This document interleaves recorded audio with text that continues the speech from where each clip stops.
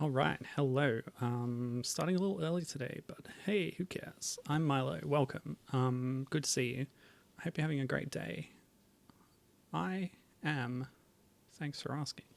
Anyway, earlier in the year, I was doing a fun series of streams. It ended up going very long, being a great number of streams on the theme of rare games, rare, limited, classics. I was mostly focusing on more obscure things, which is what I like to do, highlighting things that you might not have seen before, and especially ones that I haven't played before. I find that is very rewarding a lot of the time. And I kind of focused in during that stream series on fan games that were demakes or early fan games from the early 2000s. So I overlooked one that I do want to highlight today. And then after I've done that, I'll be moving on to some more Flash games that have been added to the Flashpoint browser or Flash player legacy thing. I've used it before. I'll show you what I mean. Anyway, so that's what's on the docket today, some Flash and fan games. So what I'm starting with is a developer that I've featured before on stream, Ciactro. Great guy, really cool stuff. Hi, Gibbon. And Gen, you're both here. That's great. Yeah, sorry I started early because I was just ready, so I just decided to. Yeah, schedules, who needs them? Gibbon will be a bit distracted, but that's okay. So on stream before, I have featured separately Kiwi64, an excellent little homage to Banjo-Kazooie, a single level kind of, like pastiche. It's a lot of fun. It's really cool.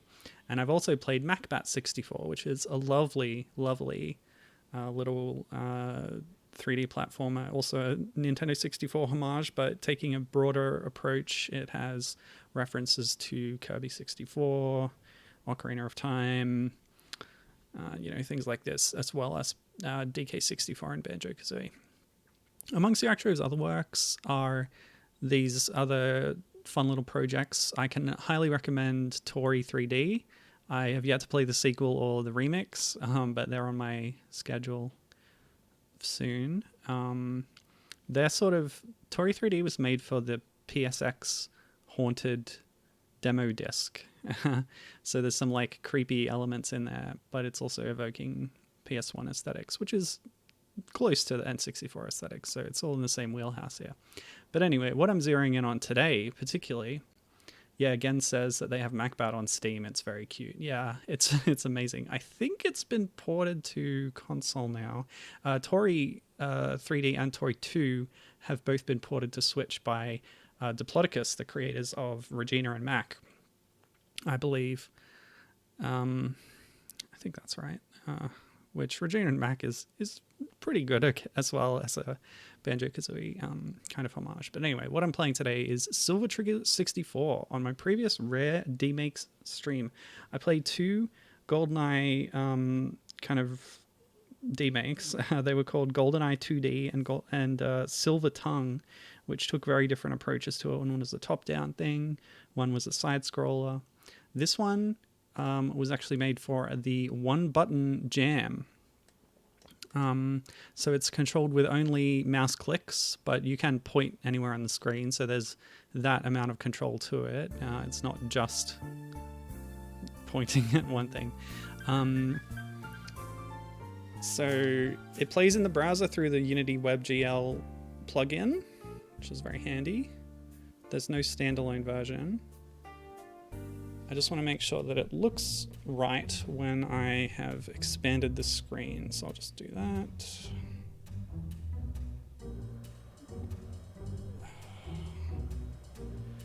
So yeah, it's a GoldenEye 64 homage. Just going to expand that screen and see what it does to the stream. So this is Ciactro's first, published game on their itch page. but it's very in keeping. Oh yeah, that looks perfect. Yeah, that's great. I'll just check. Yeah, 2016 is when it was released. Hasn't been updated since, but that's cool. All right, so here we see a very blocky rendition of Judi Dench as M from GoldenEye. Love those cuboid fists. Good evening. What's Judi Dench's voice? British old lady. Good evening, 0064. We have a mission for you. About an hour ago, we received this video. By the way, this book on the table, if you just squint, you can make out that it says MacBat64, I believe, on that warped texture. The British government will surrender to us within the next 2 hours. If not, we will raze London to the ground. We are sight. We will bring the truth. You have 2 hours. We believe that they are in possession of a submarine armed with a nuclear bomb. We want you to stop and disarm them. According to our inside sources, the HQ is somewhere underneath the Moore Casino. Okay, that's a reference to Roger Moore, who played James Bond in some movies. You have less than 1 hour. Good luck. Oh, and 0064, you're a spy, not a warrior. Only shoot if absolutely necessary. Message received. So it is one button jam that this was made for. Oh, okay. I did a little bit of testing before, so I figured out that every one of these baddies takes 3 hits to incapacitate. And it doesn't matter where you hit them. 3 headshots is the same as 3, you know, kneecaps. So I guess warning for gun violence in this stream. Oh, we can shoot that if we... Oh, that's interesting. Last time I played this, I shot that and it exploded. So I think... But I hadn't been hit.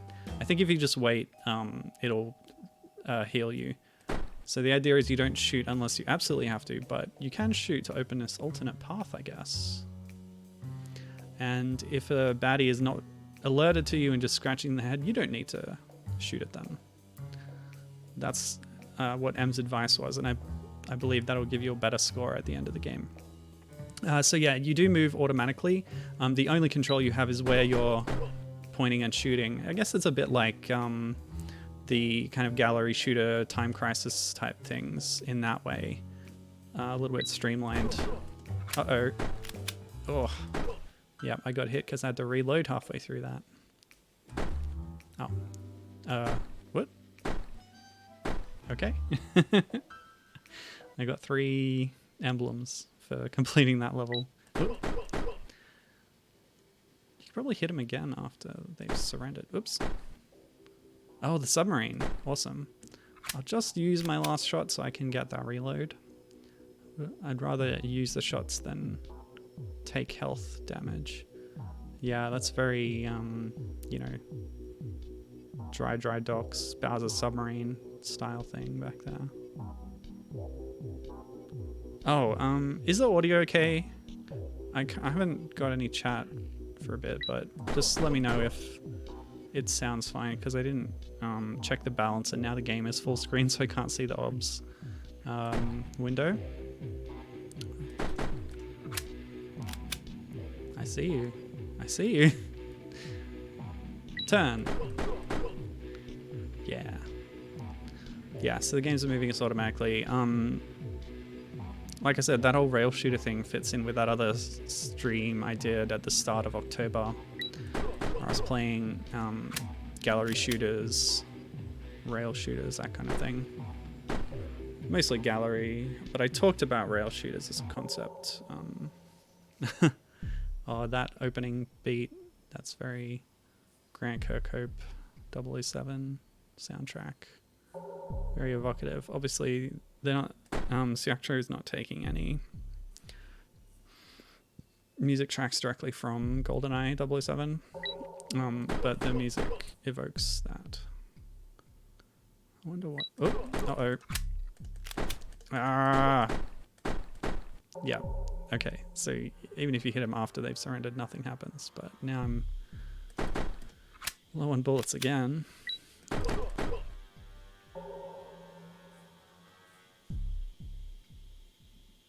Just test this out. Yep, if you don't shoot it, you'll get the health. I wonder if... I can't... Oh, he snuck up on me. This is pretty cool. The description also says it's short and it was made for a jam, so it should be over soon. Oh, this is the boss. The one from the video, I expect. Just walk straight into him, sure. I think because I used more shots than was necessary, I got a lower score there. So, huff, huff, huff. You got me, 0064. I guess Her Majesty will live another day. But was it worth it for you? And for England, 0064? Nice Alec Trevelyan reference there. You did well, 0064. We still have no idea where they came from, but the crisis is over, for now. I expect your full report tomorrow. And thank you for saving us all. Alright. Well, that was cool.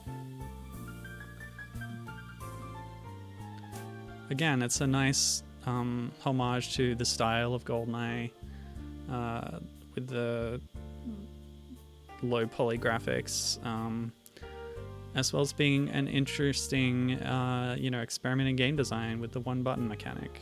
Very cool. Yeah, I'm glad that I played this one. All right. So a game by Marcus Horn, that's Ciactro. That's his real name. Made for the one button jam. Very important to credit your fonts, I guess.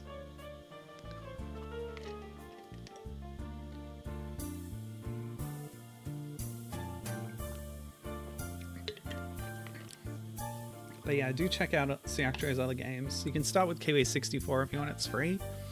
And Tori 3D Jumbled Jam is free as well, I notice. Which will give you an idea of how that plays before investing in the commercially released ones, but they're very cheap anyway, so... when I was looking at MacBat64, I think it's on sale now actually at the moment, or it's a lower price than it was when I bought it. But I asked Marcus on Twitter which platform I should buy it on, which would give him the biggest cut. I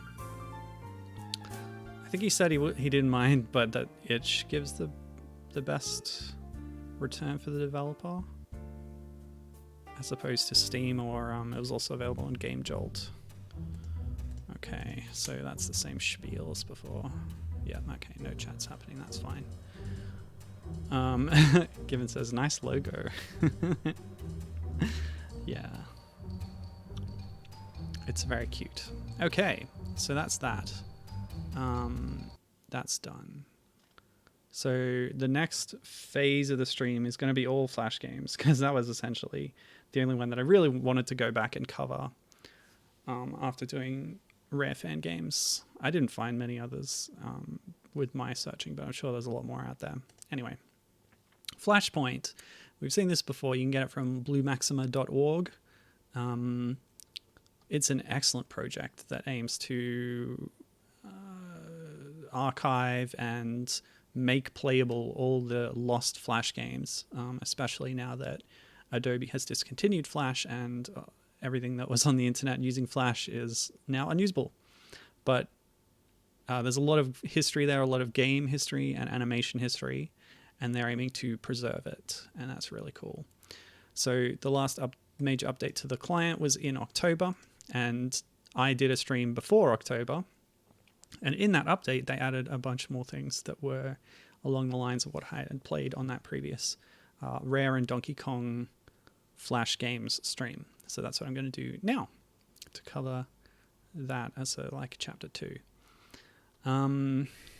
Note about this is that I contributed to the project by preserving Timber's Balloon Pop, a Rare-based Flash game that was on Nintendo's website to promote Diddy Kong Racing DS, and I played it on the previous stream, but it wasn't on Flashpoint, so I've made an account. I downloaded the special curation client to upload it, and I went through this process, and it was a bit of back and forth because I didn't know what I was doing, and it got to a point where it was approved, and I was like, okay, fine, and I just sort of forgot about it for a while. But Then between, this time and this time, it didn't go fully through. So I noticed when the October update came out that Timber's Balloon Pop wasn't in there, at which point I went back to the submission. It needed to be edited, so I did it, and now it's verified again. So in the next major update, which, judging by the release schedule, might be in a few months, Timber's Balloon Pop will be officially preserved in Flashpoint. But until then, I uploaded it somewhere. It's in the previous video's description. I've made playlists as well for Rare-related games that I've played on my YouTube channel. So check that out if you like. Right. So, having said that, let's play some Flash games. I've made a little category here of some of the ones I'm going to play today. So we've got some Donkey Kong ones, we've got some rare fan game ones. And also to note that in the October update, they also added the Donkey Konga mini site, which I went through a separate process to play because it was a more sort of complex thing to recreate, but it's been imported wholesale into Flashpoint, so you don't need to do my workarounds to play Donkey Konga mini site anymore. And there's a bunch of little fun mini games and like mini songs in the Donkey Konga style interface to play. I do highly recommend that one. It was on my previous stream, but it's in Flashpoint now, which makes it all the more convenient. So what should we start with? Well, we just did Silver Trigger, so we might as well do the rare ones before going to the strictly DK ones. That probably makes sense. Yeah, okay. Right, so rare stuff. I've previously played official Rare Flash games as well as the official Donkey Kong Flash games, but I went deeper on Donkey Kong fan games, which is when I went to some of the Flash unofficial Donkey Kong games. So now I'm giving that same treatment to rare unofficial Flash games, and a lot of these are coming from Banjo-Fella's Breegull Aviary, all these ones with the yellow logo. So I guess I'll do the other ones that aren't from there first. A lot of them are. Let's start with the non-Banjo one, actually. So this is from tick.computer/play. It was in HTML5. No other information. Oh, it's by Trelemar. Jetpack. Yeah, they've got the Banjo-Fella's Breegull Aviary games on Flashpoint again. This is news again. So those were Gen's childhood. Oh, that's great. We should have a lot of fun playing them then. What else is here? So these are from Newgrounds. Yeah. So those are separate ones. So I'll play this Jetpack one first. I'll launch that up. I'll make sure I'm capturing it. It's in a separate window. Yeah, so these ones are playing in an embedded Basilisk browser that Flashpoint does. There's a few different methods they use to get old games like this working, the Flash games. Okay, that looks all right. Okay, Jetpack for the TIC-80, a game by Trelemar. So I've played something similar to this already, actually, on a previous stream. A remake of Jetpack for the Pico 8. So this is a similar kind of project. Oh, that's very cute. I'm not getting any sound, but that's all right. Sometimes they just don't have sound during gameplay. It's fine. So this is actually in HTML5, and it might even have been made recently. I don't know anything about the TIC-80, to be honest, but it seems very Pico 8-esque, but it's in widescreen, which is nice. My gun doesn't seem to be doing anything with those fireballs, so that's fine. We'll try shooting these things on the ground. Yep, that works. Pick up some of these. Oops. Wow, over already. There you go. Damn, Gan, if you made that, I would definitely play it. Gan wants to make a Dinosaur Planet tribute fan game in RPG Maker or something. I did search on Flashpoint for a whole bunch of different rare properties to see if there are any Flash games, official or unofficial, that had ever been made. Dinosaur Planet did not return any results, sadly, but that's to be expected, I suppose. There weren't any results for Star Fox here. There was one that was kind of a level decompiler or deconstructor for Lilac Wars, I believe. I didn't really understand it, but it's not exactly Rare related. So anyway, this is quite different to Jetpack, I gotta say. Unlike the Pico 8 version, which was quite faithful, this is very different. There's all these fireballs falling down, the UFOs. Okay, a red border has showed up. All right, it's gone. I don't know about this UFO. Abduct me, please. Huh. It's like you just can't interact with some things. Yeah, what's going on here? Is this really just for flavor or what? Also, this kind of spotlight thing. I don't know what that's about. It looks cool, though. It looks very cool. It seems like the only things I can shoot are these aliens on the bottom of the screen. So, yeah, it's interesting. I can also pass through the platforms from beneath. That's fine. Yeah, it's interesting that there's sort of new concepts here and game design stuff. Oh, hang on. Oops. I just noticed a new mechanic. I can shoot downwards as well as straight forward, but not up. But that's okay. Nothing that you'd want to shoot is above you anyway in this game.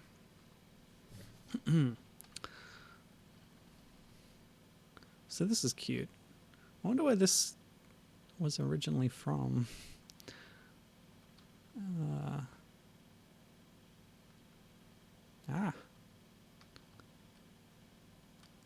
I didn't have much time to prepare for this stream today.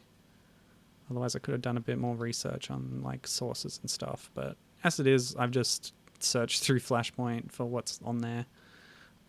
But that makes it very accessible too. Anyone can download Flashpoint if they have a Windows PC, I suppose. I'm not good at dodging the fireballs, but the Jetman moves very slowly. The Jetman, yes, that's what we're calling him. But yeah, I would love to play a Dinosaur Planet fan game. I don't believe there are any. There's a couple of Star Fox Adventures fan games. I've showed them off on previous streams too. All right, let's move on. There's a lot to cover today. Okay, so now I'm going to play the two Newgrounds originated Banjo-Kazooie Flash games, and then we'll go through those Brie Gull Avery ones. Let's just capture that. That one. There's some Banjo-themed sort of trivia bits on the loading screen. I'll send you a link to the stream where I played those ones again so you can see them. They're pretty cool. I found them thanks to tags on the Crystal Archive. Okay. This window is bigger than it needs to be. It's a lot of... Oh, okay. Banjo-Kazooie, Logs Video Game Factory. I have no idea what this is. Let's go. Yeah, hang on. I'll make a note of it so I don't forget. Send, Gan, link, Crystal, stream. Okay. Hi, I'm the Lord of Games, also known as Log. Recently my factory has been going a tad crazy. My thoughts are that this is Gruntilda and Piddles doing. Piddles is a cat, by the way, from Nuts and Bolts. All I'm going to ask you to do is just go through a few procedures to get my factory back up and running. I believe this track also is from Nuts and Bolts, or at least an approximation of it. It's a bit lower quality than what they would have had in that game, obviously. Floor 1, it seems that the security has been tampered with, so you need to go behind the desk and hack into the computer hard drive.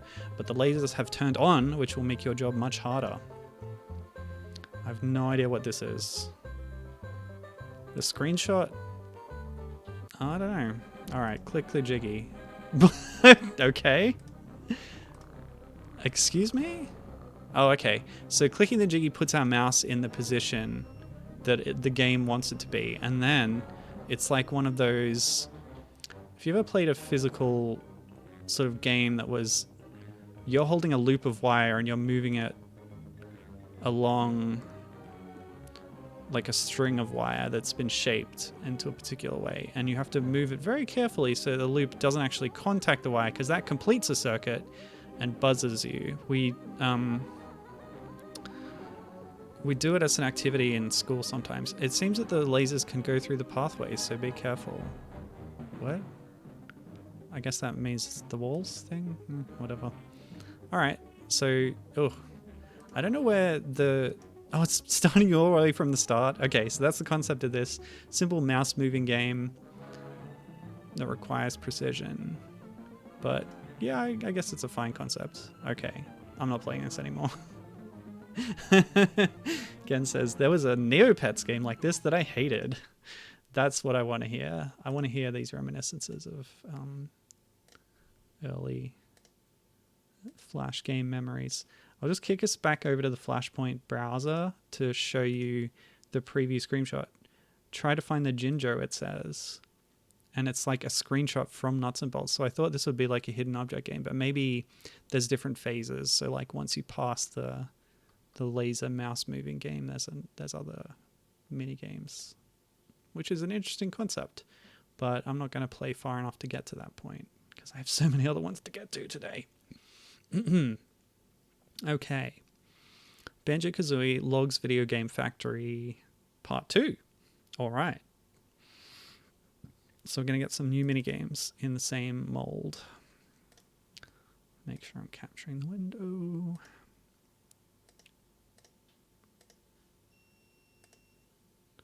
That's my washing machine, if you can hear it. Does not require my attention right now. But I will go when the dryer finishes and put some towels in. It's a big laundry day over here today.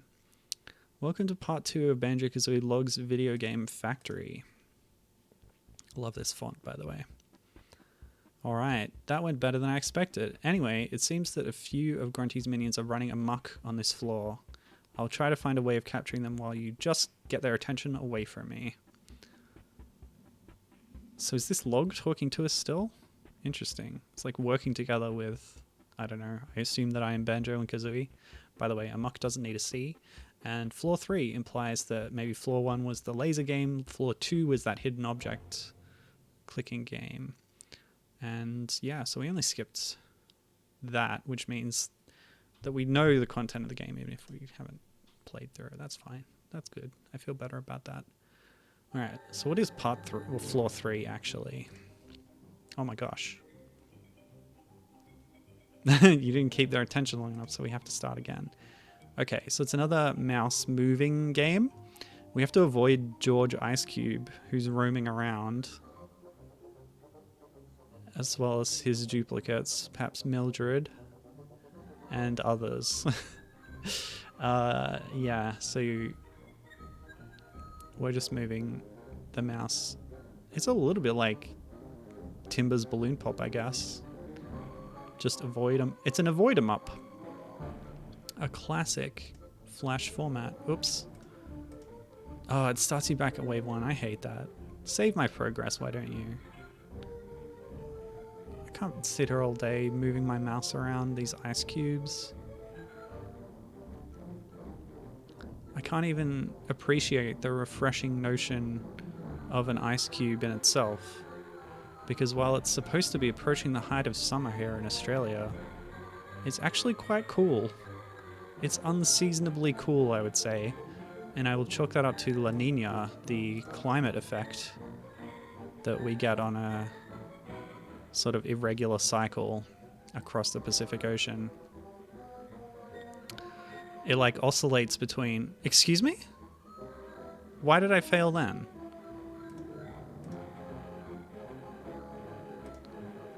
I also can't leave the blue box. Did I do that? Surely not. What? Okay, at this point, I don't even know why I'm failing, so I'm just gonna... yeah, move on. So there's plenty of Banjo Fella Breagull Aviary games to play. Plenty. And I can't wait to try them out. Alright. Oh, I didn't download all these. That's all right. It doesn't take long. So I'm just going to go through these in alphabetical order, and they look terrible because they're just like in the corner of the screen. I don't know how to fix that. I have to like zoom like this. Can I, like, zoom in? That does not affect anything. So that's just going to be in the corner of the screen. That sucks. Let's see. I don't want to bother fixing it because this is just gonna... Yeah, okay. Banjo fell, Link, Banjo-Kazooie, and bottles. Let's try again. Grundy's up to her usual tricks. Keep bashing her with shift and try not to get hit. Okay, that's great. Oh, arrow keys and shift, apparently. So this is a shmup. We're on the bottom of the screen. We're Kazooie, and we're shooting eggs at many grunties who are chasing after us here. They're going to attack us. I feel like some of these graphics might be taken from something like Banjo Pilot, or maybe just downscaled from the 64 game. Looking at that, the Kazooie face at the top might be from a render that's been downscaled. Oh, what happened? I'm just gonna retry. Oh, that looks much better. Oh yeah, that's perfect. All right, I'll refresh the page each time now. That's good news. Okay, I was gonna say, looking at the honeycombs, I think they might be taken from BKPC, another Banjo fan game around the time. So again, do you know when you were playing these games on the Brigal Aviary? Because it might have been contemporary with that, and there's some sort of asset sharing between these mini games and the Yumbly's Banjo-Kazooie fan site originated games, BKPC 1 and 2, which I did play some of on stream before, but since that stream and since talking about it, Reiji, who is an excellent game archivist and thinker, sorry, I was just thinking of a review of his that I read recently about Croc, and it's just a beautifully in-depth and thorough retrospective on many aspects of the game. So I recommend that. Go to like Random Hoo-Ha's, it's his main website, but he's also got like the subpage Scans and Bits, where he preserves old video game magazines, and that's been a source for a lot of scans that I've used to make scanlations of old video game manga and comics. Great stuff. Awesome guy. Anyway, he's also got a YouTube channel where he plays a lot of older fan games, so similar to this kind of stuff. But he did like really thorough playthroughs of BKPC 1 and 2, even showing all the secrets. So I highly recommend those. All right, we got to 100 points, so I'm going to stop there. One more note, I think the Grunty sprite is original for this game. So that was Air Attack. Next one I'm going to play Banjo's Bugged Out Bin. Capture the window. Okay, it auto-captured, then I can refresh, which didn't work this time, and I don't know why. Oh my gosh. Okay, it did work the second time. Great, great, great. Just shrink that so it looks good. Perfect. All right. Oh, I wasn't listening. What's happening? I'll refresh again. Get some instructions. Oh no. Why? What's going wrong? No. Okay, it works every other time. Oh, Banjo forgot to take out the rubbish. Press shift to fire eggs at the germs. Green score 2, blue score 3 points. Let's go get them. Okay. Ah! Ah! Oh, that's cool. So yeah, these are kind of some of these sprites are like based on the renders. I don't know. Oh, it's too chaotic for me to really focus on it. But the graphics are all original apart from the Kazooie sprite and possibly the egg. Based on the giant bin in Banjo-Tooie's Cloud Cuckoo Land, I guess. Okay, bit of a fault here. This is not working properly at the moment. Also, that music, where is that from? It's full of germs. Oh yeah, red score 1. Okay. So yeah, the similar concepts to, you know, the Banjo-Tooie minigames. Missing egg. Stop and swap egg over there. I can't What does that say on the... Oh, on the side of this bottle it says puke. Best before, 14th of the 4th, 1912. Alright. Luckily you can't be hurt by the germs. And you can actually shoot... You can also shoot diagonally. Yeah, I'm having this problem again. But that's okay. I think we got an idea of that. Gen is saying that they were playing these games around 2002. I just remember I was super young at the time. I got Banjo-Tooie for Crimbus, and then I got internet shortly after, and then little Gen was never the same. Yes. Awesome. All right, next game. This is Banjo's Frantic Food Fest. So like with the last couple and the next like 15 that I'm playing, these will be taken from Banjo Fella's Breegull Aviary, classic fan site for Banjo-Kazooie series. Come on. Just properly go in the middle of the screen, please. There we go. It's a bit better. It's a bit off. All right, that's the best we can get right now. What? Yeah, as soon as it loads, there's dialogue and it goes too quick. Oh, I'm starving. There's food just waiting to be ate. How do I eat again? Bonk. Oh yeah, wasn't it press shift or something? Okay, so the controls are pretty similar. 60 seconds should be enough to fill me up. Now dig in. Shift is usually the key that you need. Oh my gosh, what's happening? By the way, if you can identify the music again, that would help me a lot.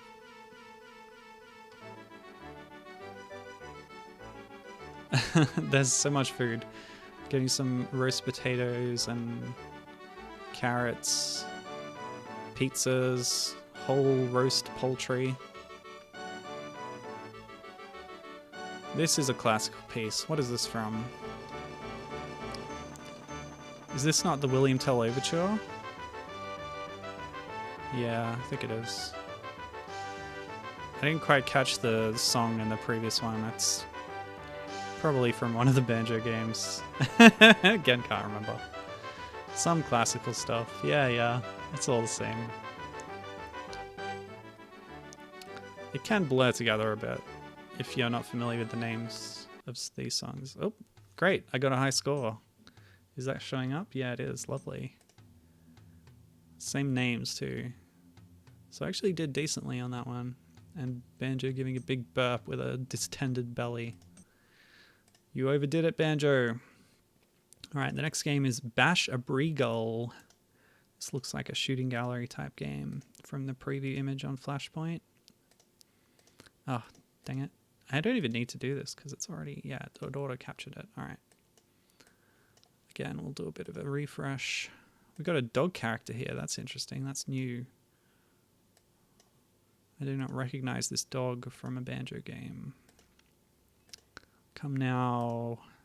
Behave. Cooperate with me. Return to the center of the screen if you please. There we go. Do you want to play Bash a Breegull? Of course you do. It's simple. You've got 1.5 minutes to bash as many blue Breegulls as you can, but try not to hit any of the red Breegulls as you'll lose points. Good luck. Okay. Whoop. Our cursor has become a crosshair. Once again, we're using shift. So aiming with the mouse and then pressing shift to shoot. That sound is just piercing. You get a different sound effect for hitting blue or red, and then you get points. Oh.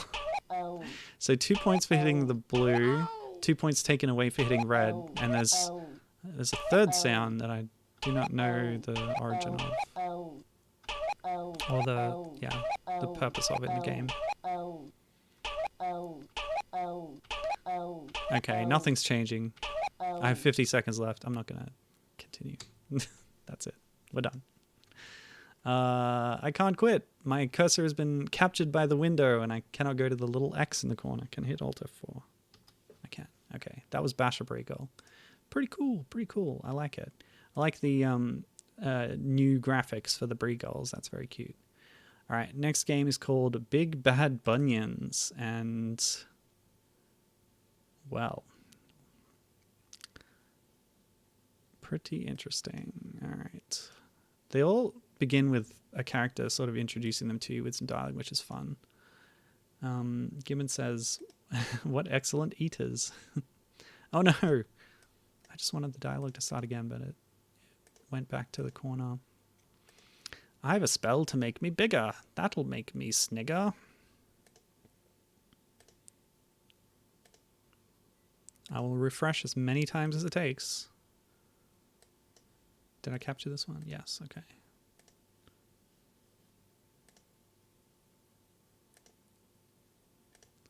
Come on now. Grunty, you're testing my patience.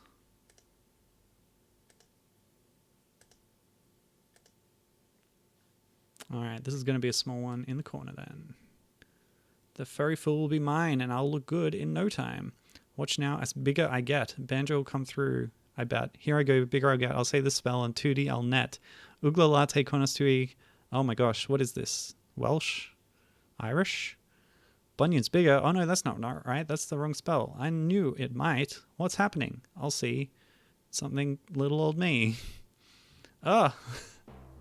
So her feet became gigantic, and now in a perspective, which I believe is taken from Banjo-Tooie's first-person mode, with Kazooie's face there. Once again, we're aiming. Yeah. And Grunty has gigantic feet, but we only want to aim at the bunions on her big toes, I guess. Am I winning? There's no score or anything. Okay. So we keep going until her foot retreats. There's not many angles of fire, though. They're kind of quantized, as you can see. So as I move, there's only a few registered angles, so I think I just go here and then rapid fire. And it'll come in range some other time. This is a very strange game. Come on.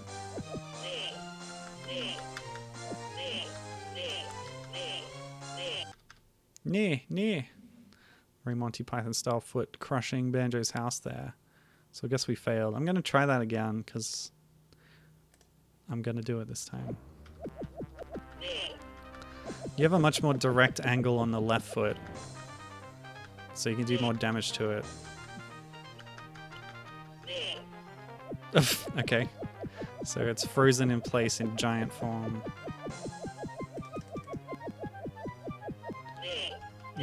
This one, yeah. Not quite as deep mechanically, but the concept is just so strange that I can't help but have a, you know, an odd fascination with it. Alright, there we go. 501 again? What? That's the score I got in the eating game in Banjo's Frantic Food Fest. How strange.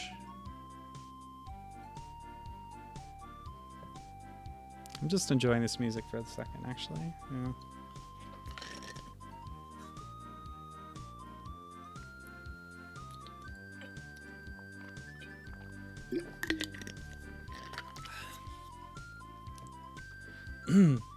Alright. I think this is 2D's theme, actually, which was originally composed for Dream by Grant Kirkhope and reused. Great theme, though. Alright, Bottles Super Smash is the next one.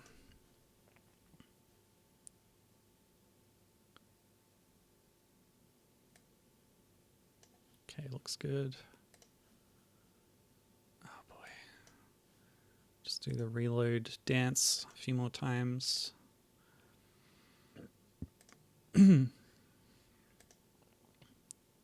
Okay, well the background expanded correctly. I wonder what that means. No, well, never mind. Go Bottles, hit control just when the bar fills up. Hit shift when the pendulum stops in the middle. Press control when you're at your happiest. What? Good luck, Bottles. So there's duplicates of Banjo in the stands and Kazooie. I assume this is... Oh my gosh. What? What? What? What? Thanks to Link the Hylian here for the great MIDI. And it's taking the score again. Yeah, the score thing is messed up from a previous game. I didn't really understand that. I'm going to retry again. Go bottles. Remember to time yourself right. Hit control just when the bar fills up. Shift when the pendulum stops in the middle. And then control when you're at your happiest. Good luck, bottles. I was just speculating about the duplicates in the stand. Possibly they're the time-displaced copies from the bad ending of Banjo-Kazooie Grunty's Revenge. Alright. So when the bar is full... No, I missed it.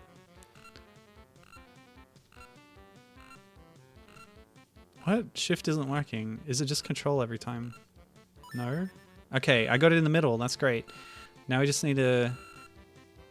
Yeah, it cycles through and then... There. And I broke the earth in half. Is that what I'm supposed to do? Yeah. Best bashes. So you just have to get a good bash. That was a near perfect bash. The bar wasn't completely full. Okay, that's cool. How strange. My dryer alarm just went off, so I'll be like a couple of minutes. I'll just I need to step out for just a couple of minutes, and I will leave you with appropriately, since we just had the giant foot crushing the house. Something from Monty Python. This is the intermission screen from Holy Grail. So I'll be back in a second.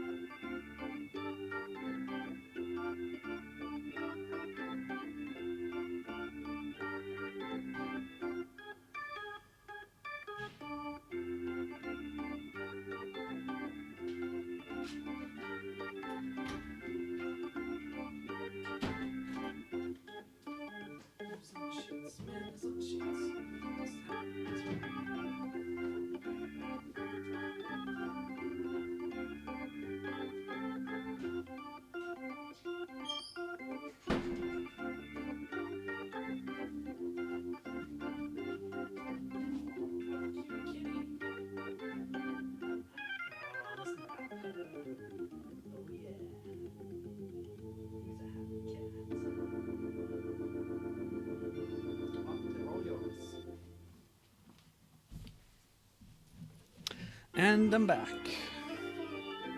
Intermission over. All right. I told you it would only be a few minutes. Okay, what's next?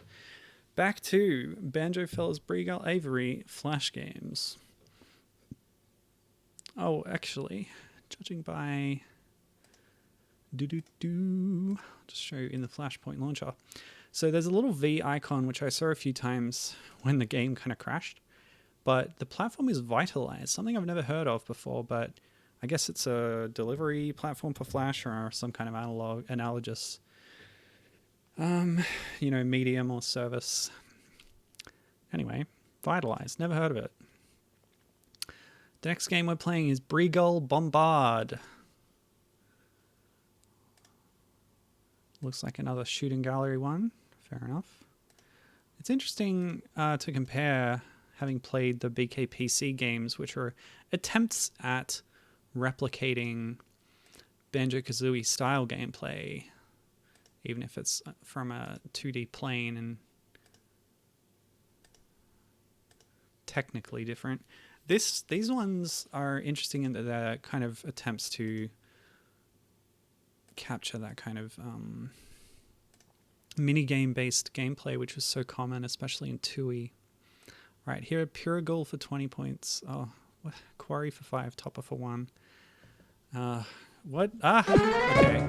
So it's again aiming with the with the cursor, hitting shift to fire, and we've got the battle music from Ocarina of Time apparently.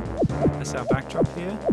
And the different targets are at different points. I missed some of them on what they are, but we've clearly got the carrots. There's an evil green Bregull in there, which might be related to the... what was the name of the character in like the Yumbly lore in BKPC?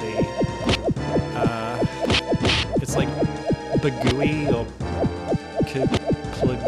Zagooey, I don't know. I think Bagooey was one of them. But there was like a good one and a bad one. One of the alternate Bregull names was Staffer at Yumbly's BK site. Yeah. Flachooey? Yeah, that sounds right. Glenn again has suggested Flachooey. Yeah, now we've got the Song of Storms Guru Windmill theme as the high score music. Alright, that was a pretty cool one. I like that one. Next up, Canary Mary's Windup Challenge. Oh my gosh, alright. Infamous Banjo-Tooie character Canary Mary, known for having extremely difficult challenges. Those mini games that we're talking about. At least the mini games in Tooie aren't as like, I don't know, immersion breaking or whatever as the DK64 ones. All right. Long time no see. Good to see you. I've got a little something. Sure. What is it? So we're in Cloud Cuckoo Land here. Shift and then control to wind up the mouse. Okay, so you alternate. That's great. And then see how long it goes for. Okay, cool. I can do that. I can bash 2 buttons. I can do that. Go, go, go, Banjo. If you can't do it, I don't know.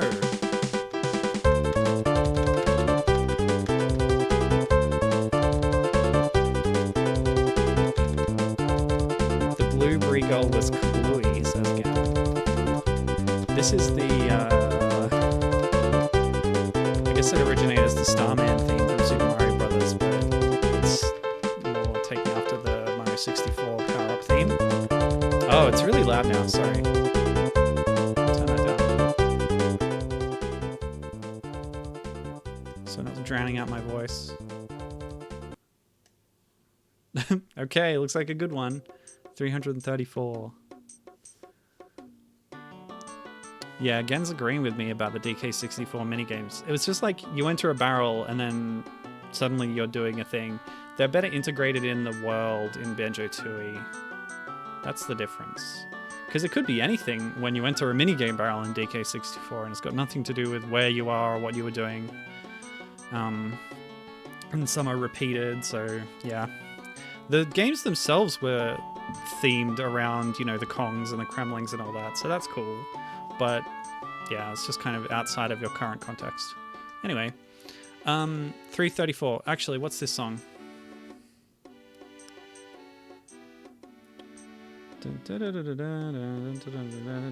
It's from Majora's Mask. It's just the Clocktown theme, isn't it? Yeah. Yeah. Man, there's some great music on the 64, I tell you what. Alright, so that was Canary Mary's appearance. Her new sprite, by the way, kind of horrifying, but that's alright. Her original model is horrifying as well. Yep, Gen got it. Probably typed it in before I said it, but it showed up after I said it in the chat. So I'll take credit for that. All right, next one is Chameleon Chaos. So they've portmanteaued Chameleon and Kazooie. I don't know what that means, but there's probably going to be some context in the game, so let's go. Hang on, where's that from? These graphics are Zelda-like. Are these from Minish Cap? I think these are from Minish Cap. Or is it Link to the Past? Minish Cap might have been out at this time. I'm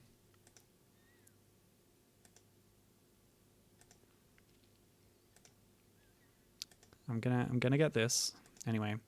Oh no, looks like Chameleon is free and is up to no good.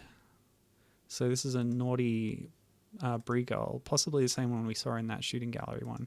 But they've actually spelled Chameleon differently in the title of the game given on Flashpoint and the text that's in the dialogue here. By the way, I like the little animated eyes and bobbing head of Banjo and Kazooie in that sprite. That's really cute.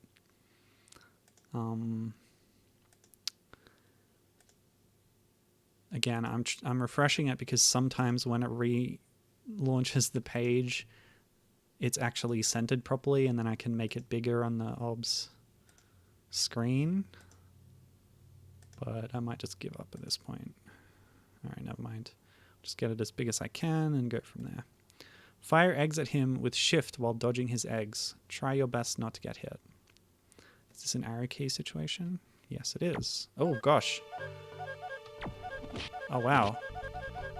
Oh, okay. So Chameleon sort of blends in with the background a little bit. Chameleon's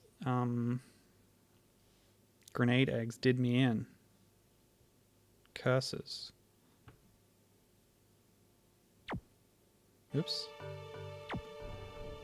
It started before I was ready, dang it.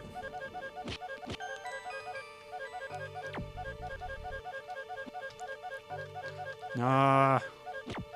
No. Okay, I'll give it another go. This Chameleon is quite a villain. Yeah, I am trying my best, I tell ya. Ow. What's this music? Ow. Ow. Ah! I was trying to duck and weave, but yeah, I weaved right back into a grenade egg. They're just so fast. They come from our screen. It's really hard to, like, intentionally dodge them.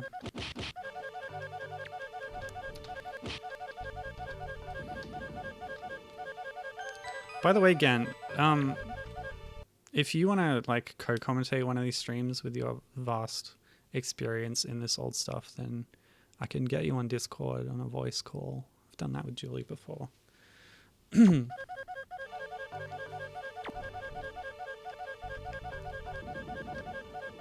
Oh, I can go up here. Oh, and up here. Okay, cool. I don't think that helps me that much, though. There's obstacles on all parts of the screen. Oh, that's a cool music track. Gens down. All right, I'm opening Discord right now. Let's get on this. I'm going to call up Gan. Yes. Oh no, the game's starting again.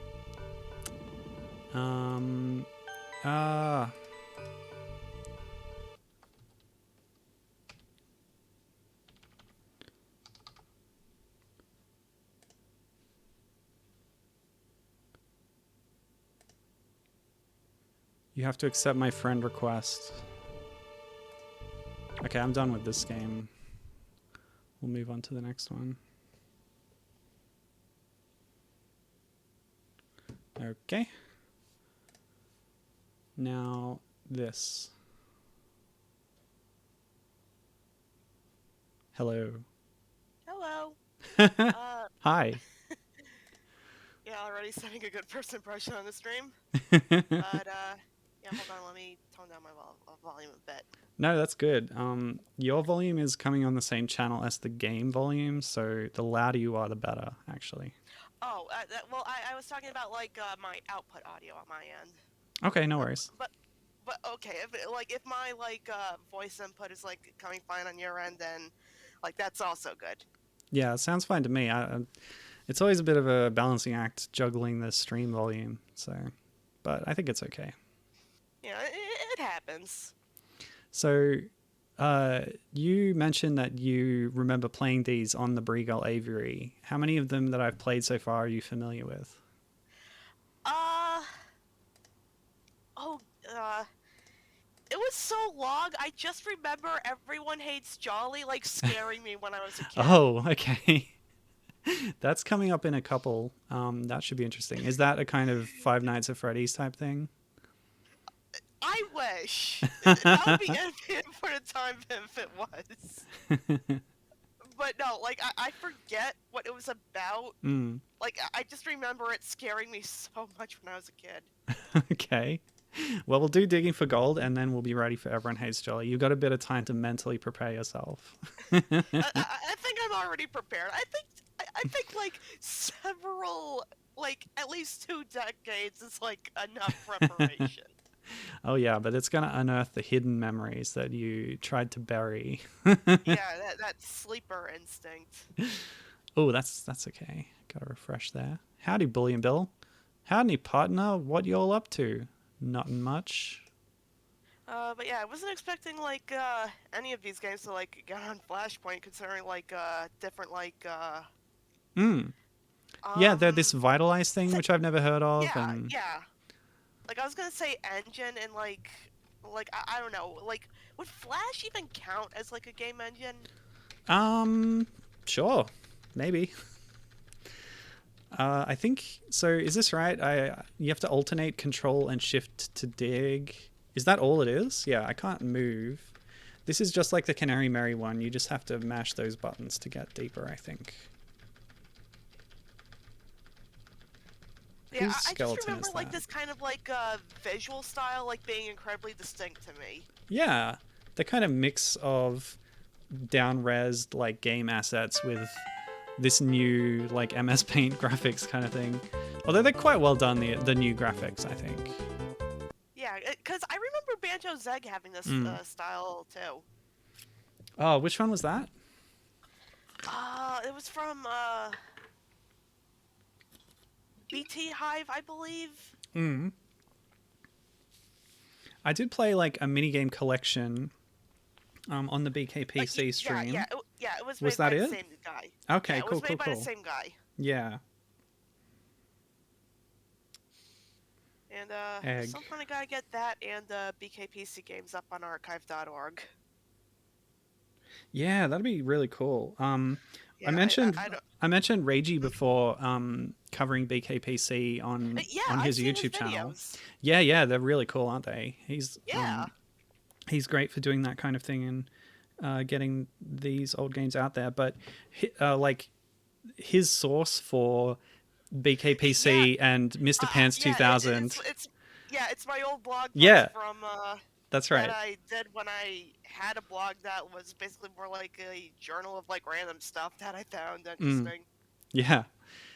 So you're a big part of preserving the history of these games, actually, thanks to that blog post. Hey, media preservation is a big deal to me. Yeah. And I also like digging around at like old media and like preserving it is like a big interest of mine. Yeah, one of your big passions that I've noted since I've known you is Dinosaur Planet, the original 64 game. Yeah, that was going to be brought up eventually, but yeah, I've pretty much become that Dinosaur Planet guy to the point where like everyone, like a lot of people on my Discord like messaged me about the leak when it happened. Yeah. And I was asleep at the time.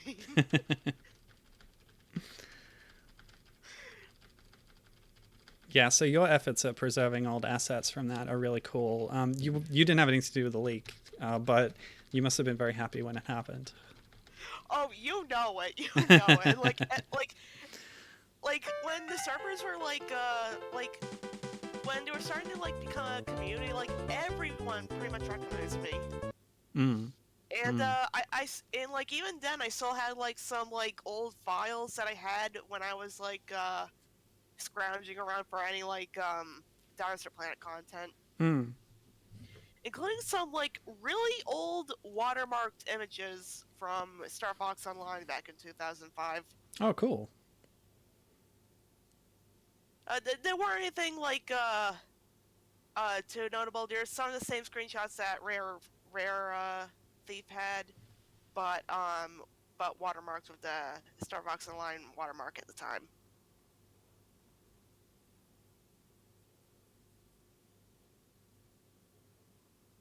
And I think DK Fine had those same screenshots too, but I could never find mirrors of them. All right. I just looked up the... Yeah, so I didn't play Banjo's Egg, but I played Banjo Fair, which was a minigame collection. So, anyway. Okay. Are you mentally prepared? Because we're going to play Everyone Hates Jolly now. Oh boy. Are you able to see the stream? Fire away. Look, it's been 2 decades. I think I'll be okay. Okay. If anything, I think the fact that like 7 or 8-year-old me like was first revealed to the concept of mortality from bottle dying in Banjo-Tooie. Right. That ruined me for a week. Yeah, traumatic thing to happen at the start of a kid's game. Although he immediately comes back as a ghost, right? So that kind of undercuts the impact of it a bit. I'm trying to get it to reload in the center, but it's not cooperating. If I get lucky, then we'll get the full impact of Everyone Hates Jolly, which, by the way, is labeled as jollybash.ccn in the URL, hosted on Angel Fire.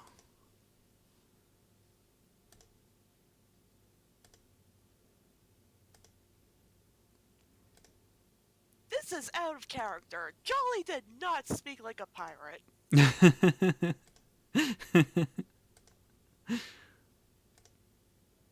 Okay. Well, we'll just go with it. I'm going to read Jolly's dialogue. I will do the pirate voice because it seems to be what it's written in. Hello, hun. What can I do you for? I'm not annoying you, am I now? I hope I'm not, for I'm only a stupid frog-ar. Oh yes, it was over a cup of ginger beer. I heard this. If you press shift, I shift, you fire an electric ray. You wouldn't hurt me now, would you? I'll get angry if you do. Anyone for a ginger beer? Ah, hee hoo. Okay, well that was odd. Oh, what? Yeah, he just goes up at the screen. That's it? That's the game? Yeah, like that scared me as a kid, but I guess in the same way like Five Nights at Freddy's would. If it was made in the oh, early okay. 2000s. What? So now I'm just holding down the button and my score is just skyrocketing while Jolly kind of warps and distorts. Is this what the game is supposed to be? I think so. This is not a game. This is just something that's happening. And if you let go at all, he like immediately jumps up on you.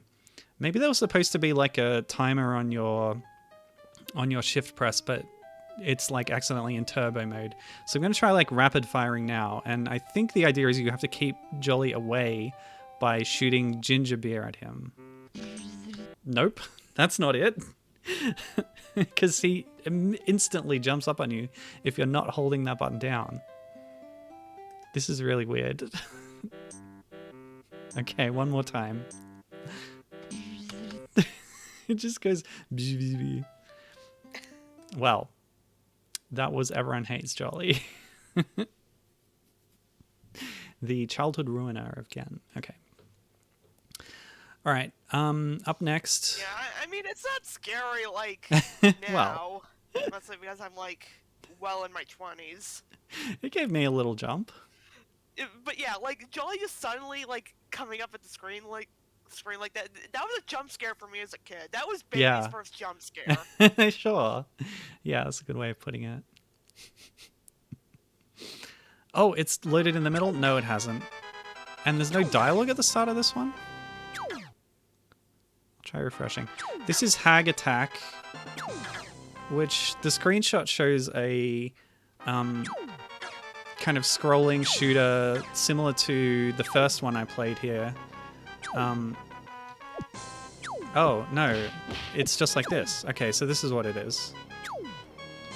I don't know what's with that snow outline there. So we have to hit Hag 1 with 400 eggs while running away from it and avoiding its lasers, which I'm not doing a very good job of so far. And I can't rapid fire my ginger beer in this game. I have to tap the shift. And honestly, the fact that your field of movement is so small, like, probably doesn't help. The tumbleweed is a nice touch, though. Yeah, it's so wide that you can hit it from most of the screen width, except for the edges. But it's just about timing it right so that you're facing that way and then still moving and avoiding. Yeah, okay. So this is kind of an endurance game. Kind of an interesting structure to take one of these mini-games. But I don't know if I have the patience for 400 shots. Oh, I think it got stuck because it's only shooting straight parallel lasers now. And actually it hasn't moved. Oh, there we go. Sorry. Sorry if you hear a bit of sniffling. I'm still getting over a cold. Oh, dang. That's too bad. Yeah, it happened on Christmas, and yeah. I have a bit of a phlegmy throat myself today, but I'm sure it's nothing.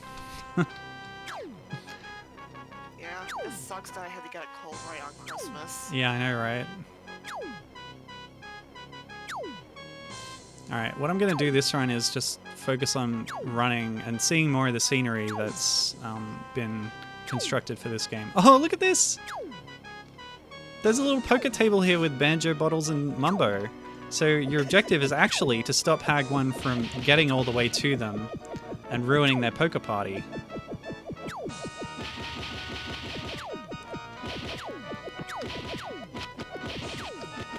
But I'm actually positioned, because I'm far enough away that the lasers aren't converging on me the way they were when I was closer.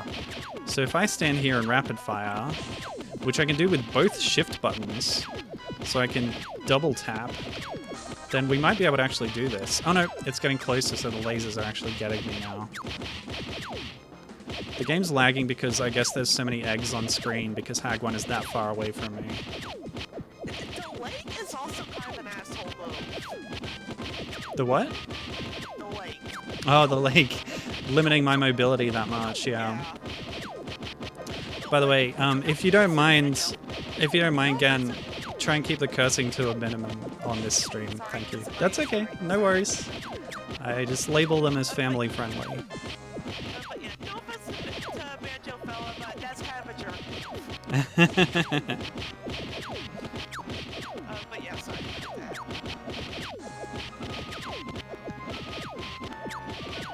I'm nearly there. I'm gonna make a Conquer character blush. Oof.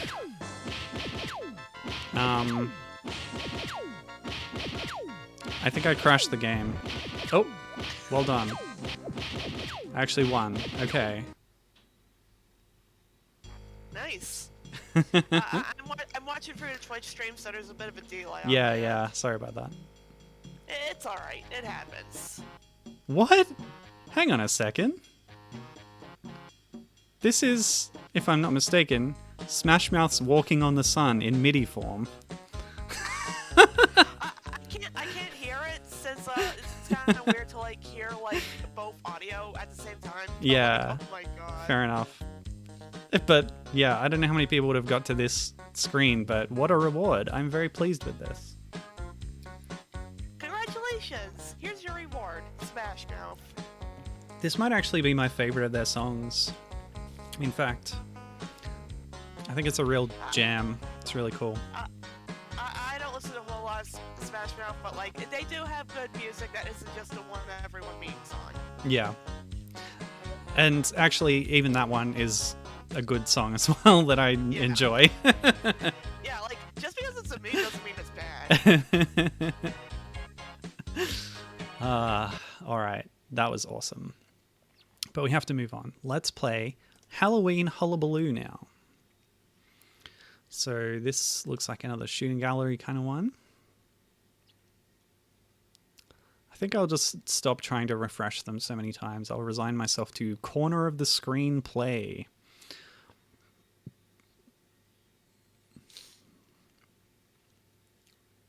So did you ever beat Hag Attack back in the day?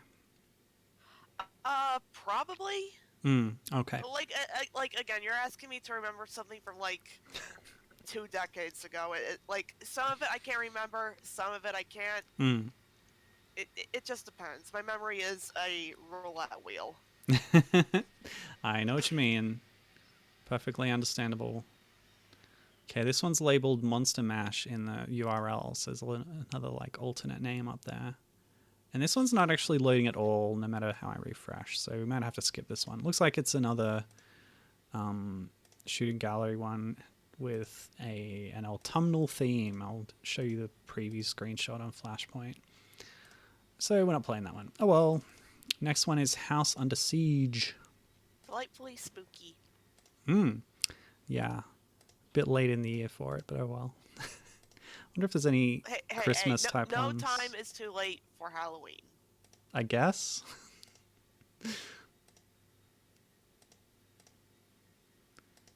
How does that song go? Anything can happen on Halloween. This one's not working either. Oh no, don't tell me that my Vitalize player has kicked the bucket.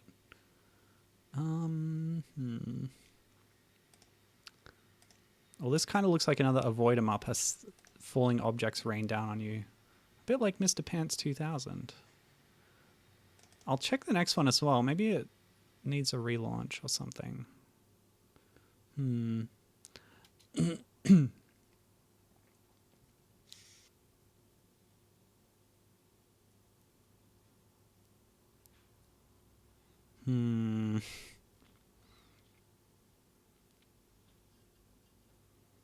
Oh, man.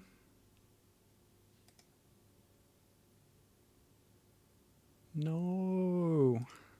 Okay, I'm going to close the client down and launch it again and see if that helps. This is sad. Yeah, the old, did you try turning it on and off again? Yeah, I hope I don't have to reboot my computer. So that will shut down the stream and everything. Big hassle. Whenever I have to do that, it means I have to do video editing, and I hate that. Okay.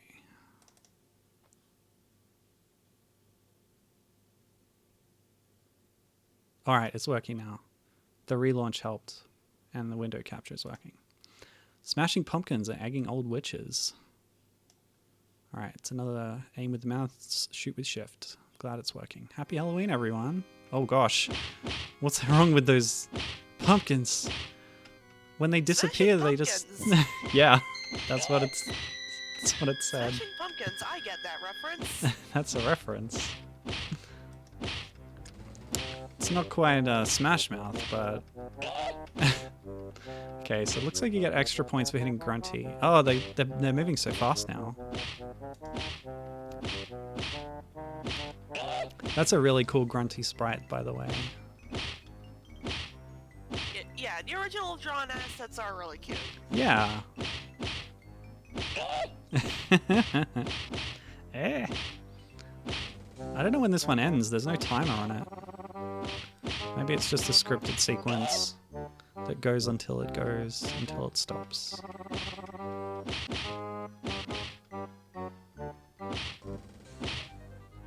Got a nice Mad Monster Mansion MIDI as well in the background. Oops. Ah! No! Go away! Ah! No. Oh, okay. So I right-clicked and it opened up a little right-click menu, but that's not actually showing up on the stream, so that's fine. It's like, save page as, view element. No. Yeah, you should definitely disable sticky keys before playing any of these games. I think by default it's not as much of a problem on modern Windows because they realized it was more annoying than it was helpful. It's one of those accessibility features that, like, it's good for people who need it, but just annoying for a lot of people who don't use it. I don't know a single person who uses sticky keys. Well, I'm sure it helps for if you have certain kinds of disabilities. But it's definitely a meme that people will remember from using Windows back in the day, especially for games like this that used Shift as an action key. All right, now that things are working again, that's good. That means we can play House Under Siege. Oh no, Banjo's house is under siege by Grunty. Stop her spells from hitting your house. If you survive for 2 minutes, you win. The spells are harmless to Banjo, but fatal to his house. Okay, that's an interesting kind of magic. But yeah, so this is kind of a Mr. Pants 2000 style thing. We're moving Banjo around. We have to intercept the spells with our own body. Oh, that one was on the extreme edge of the screen. That's kind of unfair, I think. I couldn't even see it. Well, barely. There's gotta be some lethal spells that, like, they could, like, hurt his house but not Banjo. Yeah, I guess it's magic. Some kind of magic works in weird ways. Like lethal to wood. Lethal to wood, It's yeah. water. It's termites. Water. Okay, I like that better. Well, it's yellow. Spritz. It could be honey. No. Well, to be fair, smearing honey on your house would ruin it. Would it? Ruin the house or the honey? Yes. It would ruin the honey. I don't know about the house. Maybe it's some kind of acid. No, that would hurt Banjo too. Because, like, sulfuric acid, when it goes off a bit, it goes like this light brown color. The conch stuff, I mean. And it's kind of oily. Anyway. If you got 18 molar sulfuric acid on a bear, that would definitely hurt the bear. Alright. That's enough of that one. House Under Siege. Our house got destroyed twice. I guess it's we're giving it up as a lost cause. Oof. All right. There's another row and a bit of games, so we're still going. Ooh, they made so many games. It's amazing, just the output of these fans from back in the day. Yeah, it's really impressive. Remember a ton of, like, yeah, I remember a ton of games on Banjo-Fella, Regal Aviary. Yeah. Okay, so we've got a crocodilian jiggy thief that Banjo is chewing out, and they're picking a fight with each other. Those arms look strong. I better hide. See ya. Okay, it's a shooting gallery again. This time we're shooting at a little crocodile. If we hit it, there's a very loud grunting noise. Oops. Okay, Gibbon's off her phone call and paying more attention now. That's cool. How you doing, Gibbon? Hey, Gibbon. Gan is here on the call with me. I hope the audio balance is okay. Let me know if you can hear things all right. No, that is a really cute croc design. Yeah. It's a little bit Mr. Vile-esque, although he was red, I think. Mr. Vile combined with Croc from the famous Croc series. Yeah, I love that series. Well, I've only played the first one. I've always meant to go back and try the other ones. The second one is interesting, specifically the Game Boy Color version. Okay. That's interesting. I know that the first one had a Game Boy Color port that was a side-scroller. The second one is an isometric adventure style thing, yeah? Yeah, it was a side-scroller, and it was kind of jank. Not terribly jank, yeah. but still kind of jank.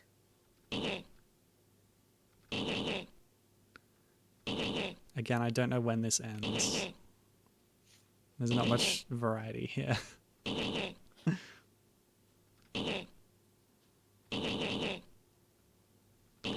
But yeah, like each one of these mini games has unique assets. Sometimes the gameplay is pretty similar, but they've all got new art drawn for them, and the new dialogue scenes that that contextualize them. They're very cute. Yeah. Oh, that's it. Oh, I got my jiggies back. Put it in your score. Wait, put in my score? I could just write in a score? No. By the way, the high score is, again, kind of saved between games for some weird reason. So my incredibly high jolly score is just nuking all the other scores on the table. Oh, yeah. Get that mashed potato and ham into your Gibbon. Yeah, hope you feel better with a belly full of carbs. It always helps me. All right. Next game, Kazooie's Sprint. Or Kazooie's Super Sprint. Alternate title.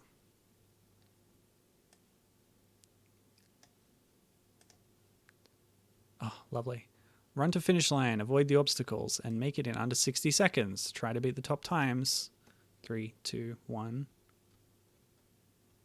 Go. Whoa.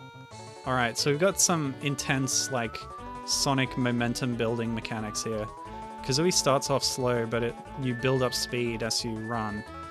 It also looks like the collision detection is based on, like, well, I was going to say BKPC 1, how, like, your entire sprite would collide with things despite the isometric perspective. But I think that's just a problem with, like, these old game engines, like, Click Team or whatever. We also get a running commentary from Banjo on the bottom of the screen, which is cute. But the music is actually taken from Mario Kart 64, I believe.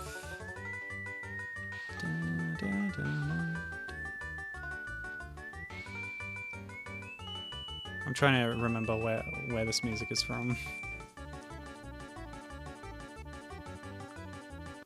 Ah, it kicked me back. But there's a lot of different, like, environments you run through in this. That's really cute. Okay, I turned on the volume for a moment. It's not Mario Kart, it's Mario 64. It's the slide theme. That's right, of course. And the only reason I know this is because I listened to a bunch of Steve Gunner rips. Awesome. Yeah, I used to listen to a lot of that, but they just put out too much. I couldn't keep up. And I felt like I needed to for some reason. Yeah, like, you definitely have to, like, dig through it to, like, find some good ones. Yeah. But, sometimes, like, I'll post some, like, decent or funny ones in the, Rareverse channel. Yeah. Oh my gosh. These fireballs are just so annoying. Yeah, of course it's the slide theme. How did I mix that up? It's really hard to think and also play game and talk at the same time. I've mentioned this before. Maybe it's just my own brain that is incapable, but anyway. That's a really cute one, Kazooie Sprint. I like that. All right. Gibbon's been trying out different brands of gluten-free pasta. And the one that they made today was just bleh. Reason that she hasn't eaten properly. That sucks. Well, I hope you're able to find a good one soon. Yeah. Like, yeah. Pasta is pasta is life. Pasta is love. Oh, wow. Okay. So we're kicking straight into whatever this is. Minecart Mayhem. Banjo's riding a minecart through some kind of mine, I expect. You just have to pick the right track, otherwise you explode. But we've got some lovely Gerudo Valley music here from Ocarina of Time. Again, the 64 was just a goldmine of great music. Oh! I never would have thought to hear Gerudo Valley at Banjo. Okay, never mind. I forgot Chicky sometimes. That's true. It is a thing. Yeah. Yeah, that's something I've kind of ignored on the whole like rare fan game stream series, but there's a lot of cool mods. Is that one by Kirko? Yep. Yeah. So Kirko mods doing like new kind of total conversion, well, not total, but like new content in the Banjo-Kazooie engine. And this one is based on like Ocarina of Time theme stuff. It's really cool. I'll have another go at this. You have a minute to like complete this course, but if you make any mistake, it kicks you back to the start. All you can do is go up or down, and if you pick the wrong track on a fork, you're just out of luck. You die. Also, again, having some wonky hitbox times with these holes. Okay. Oh, seriously? Yeah, this is no Mario RPG with kart race, unfortunately. I can actually speed up by holding against a wall, apparently. Ah! So there's a speedrun technique for you. I'm sure it'll be useful in that whole speedrunning community for this game. Hey, this is a legitimate banjo game that people should be paying more attention to. Minecart Mayhem. Wait, is that the same? Oh, no. There's another Donkey Kong Flash game called DK Mine Madness. Gotta get the alliteration in there. All right. We've got 5 from the Breagull Avery. Next up is Smashing Spooks. So potentially another Halloween themed one. This cave is pretty scary. It might be haunted even. I'm a bit scared. I hope no ghosts are home. Just in case, if I press shift while aiming, Kazooie will fire an egg. Ugh, here they come now. Ghosts! Lucky ghosts are vulnerable to eggs. As they are. And there's no penalty for just shooting all the time, so I'm just going to mash shift while moving my mouse around. Honestly, the ghost sprites are really cute. Oh yeah, they're so cute. These are from... I don't know. Probably a Banjo-Tooie minigame or something. Or are these the ones that attack you in Mad Monster Mansion, but they've been recolored? No, they're in Mad Monster Mansion ones. Yeah. You can... Can you defeat those with the Wonder Wing or just avoid them? You can Wonder Wing them. Nice, nice. And that's the only way they can be hurt. Right, yeah. They do lean on that in some of the later levels. Oh. Okay. I won. Oh. Whoa. A very shrill MIDI rendition of the Mad Monster Mansion theme. Because I haven't been answering my name, the high score sheet is all blank. Because it's filled up with my scores now. Okay. The next one is called We All Scream for Ice Cream.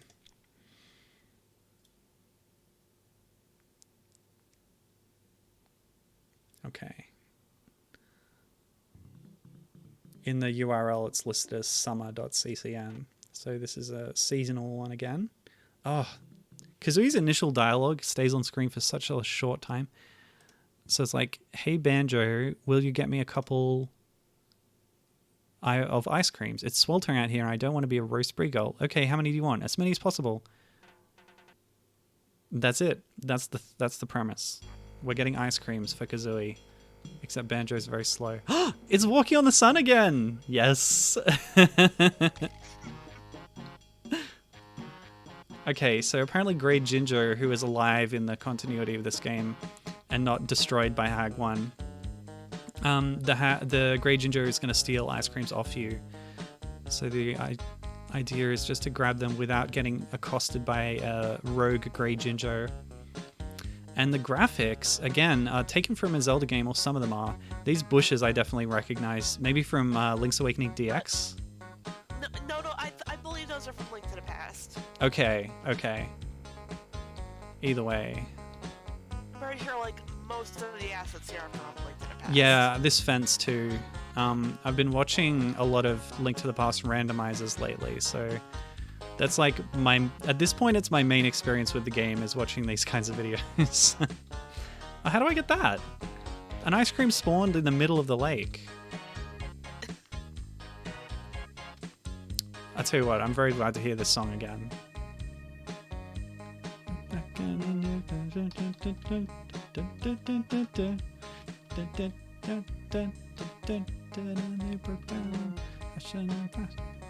What the hell happened, man? Oh, I don't know the words. Whatever. It's not important.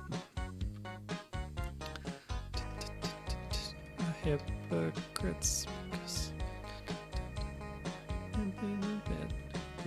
So don't delay, act now, supplies are running out. Allow if you're still alive, 6 to 8 years to arrive. And if you follow them, may be a tomorrow. But if the offer's shun, you might as well be walking on the sun. Thanks, I was boiling. Cool. Well, that was an interesting little concept, wasn't it? Only problem is that the ice creams kept spawning in the lake where I couldn't get them. That was a bit of a problem. Oh! The track on the high score table is from Super Mario Kart. Or maybe Super Circuit. And yeah, Gibbon confirms that the fence and hills, all from Link to the Past. Yeah. Getting a bit of crossover here. Man, Super Mario Kart is like a total junk game, but it has some pretty cool music tracks. What have you got? Oh, yeah. Sure. Tonight? Yeah.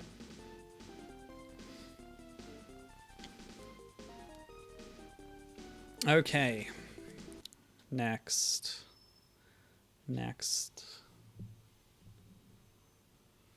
All right.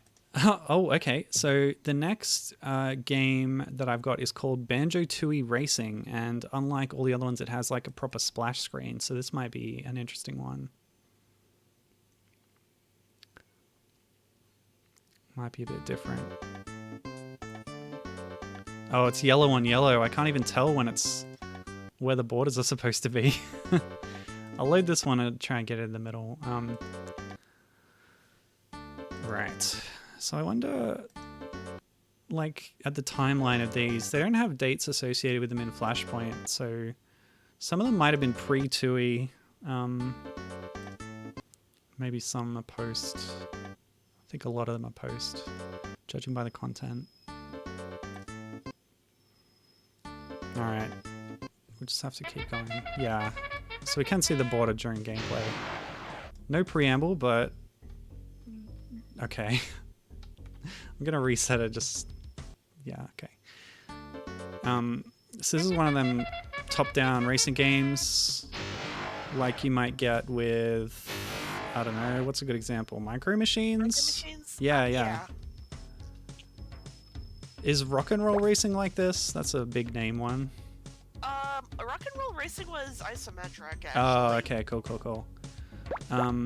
Rare, of course, did a few racing games, but they were more isometric as well, so like RC Pro-Am and that kind of thing. By the way, we're getting a lot of cool characters on the sides of the screen here. And we've got like Diddy Kong Racing style pickups coming out of these weird orbs. Different buttons activate different power-ups, so like you get a boost or a rocket. But yeah, look at... oh, okay. When it had to relaunch the music track, the whole game kind of locked up for a second.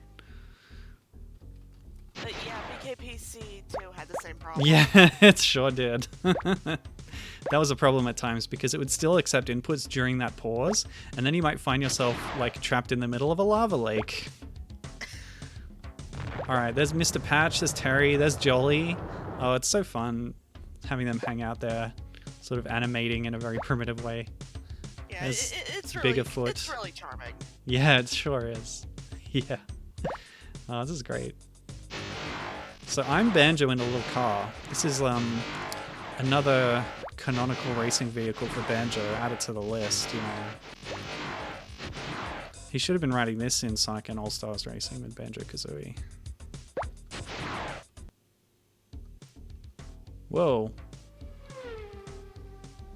I think the car he actually uses in All-Stars is based on like concepts from, you know, the unproduced Banjo-Kazooie racing game, which went by a few different names. Banjo-Karting, Banjo-Kazooie. What does that say? Guff Beans, of course. And who's this? I'm more interested in the background cameos than actually winning the race right now. Who is that on the left? We've got triple Mayhem Temple statue. Let's try and go over here. Oh, that's the Bullion Bill, the fox.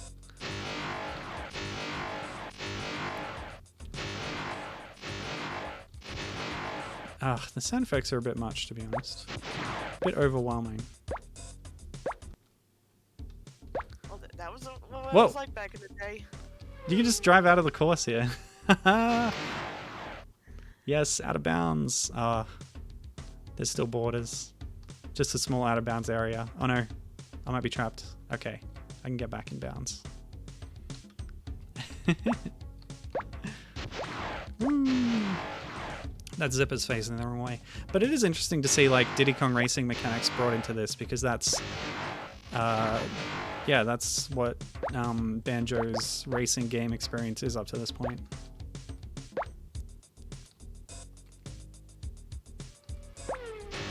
Oh, more laps? Okay. Kind of thought that would be it. Oh, these are the Ginger huts from Tooie in Ginger Village, along with the ruined grey Ginger hut. Sorry, you're saying?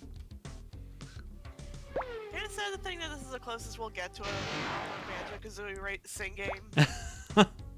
That's a little sad. I don't want to think about that. Wait a minute, what about Banjo Pilot? Cars. It specifically has to be cars. Yeah, Banjo Pilot had some kind of misguided mechanics, to be honest. Yeah, and also wasn't originally a Banjo game. Yeah, So it's I so think weird, the amount of leftovers that are in that game from Diddy Kong Pilot. Like Yeah, all like, the music. I'm sorry. There's too many sound effects here. What are you saying? The Spiral Mountain music Yeah. for the Spiral Mountain track in Banjo Pilot, like, every time I listen to it, I keep thinking, this is Jungle Japes. Absolutely. This just sounds like Jungle Japes. Yeah, you can hear monkey noises in the background all the time. Yes, if there's anything Spiral Mountain is known for, it's monkeys. Sure. Well, Chimpy is in Mumbo's Mountain, which is, I guess, close by. All right. True. I'll give you that. Yes, score one. All right. I'm going to. Oh, there's another non-Breegull Avery one here too. But before we do that, here's the final Breegull Avery game, Kazooie's Crazy Race. This is like the one. Sorry, what? Since Flashpoint doesn't seem to have them, I do remember Breegull Aviary having like a few download only games, and I specifically remember one that was like Banjo-Kazooie just chilling out. Gruntilda summons a bunch of snakes. She's like, deal with it, and then like Banjo-Kazooie just have to mow all over the snakes. Wow. Fascinating. Yeah, I wonder if those have been backed up anywhere. I hope so. They're equally a part of this history of the fan community. Yeah. All right, so Kazooie's Crazy Race. Wow, cool. Just smashed through those blocks. This is based on that other game that was just Kazooie racing through the landscape, but this one's a competitive race with other characters. Oh, I've got to the end. That's great. Who also seem to be cheating because they just clip fruity objects. Yeah, they're just going in a straight line. Oh, Bottles is so slow. That's cute. Notice how some of them are taken from like in-game graphics, sort of, but Grunty is mostly original, it looks like. Anyway, I like the story there with the little sheep, and then some of them have been shorn. That's cute. There's a lot going on here, really. Because there's this hammer that you can't get to, but it's shining, and you're like, gimme, I want it. And meanwhile, Banjo's doing his running commentary. And by the way, the music in the background of this game is from Donkey Kong Country 3. It's the Riverside Race theme, which is another kind of race thing. Sand castles in the desert. Smash through the landscape. This is really cool. I like this a lot. Oh. So because of my dawdling, I actually got overtaken there, and the race ended. Woof. I'm exhausted. Okay. So that is the end of the Breagull Aviary coverage, but there's one more Banjo game to play. This is Banjo Ping Pong, and according to the metadata on Flashpoint, this was hosted at BK Land. Are you familiar with this fan site again? No, the only other like Banjo-Kazooie website that like I remember outside of the Breagull Aviary, BK Hive or BT Hive, I forget, and like a few others was the Breaksters Breagull database. Oh yeah. What about Yumbly though? You know, I don't remember going on Yumbly's website a whole lot. I know he made BKPC, but that like I think his website shut down before like I was able to go on it. Dang. So even then, like, we were losing that fan site history, even in 2002, when you were getting online. Wow. Yeah, and like I remember like people like getting really angry about the Microsoft buyout at the time. Well, yeah. Right. Which, like, looking back on it now was, like, half kind of reasonable at the time and half...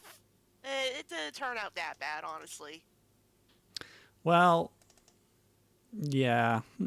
I will not comment on that at the moment. Yeah, fair.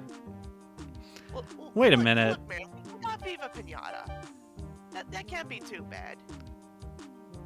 That's true. I just got, for Christmas, actually, the PC port of Viva Pinata, which Banana Meteor Julie had recommended to me.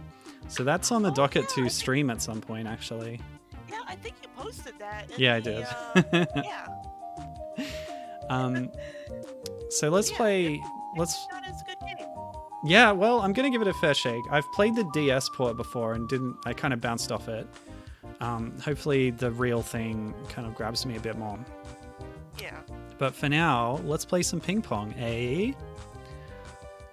To the accompaniment of the Bubble Man theme from Mega Man 2 in MIDI form. Also, Gibbon says that fans being really angry about the buyout is an understatement. Oh, definitely. Yeah, she has it right. She has it right. Yeah, for sure. Okay, hang on a second. I don't actually know how to start this game. So I'm enjoying the Bubble Man theme for sure, but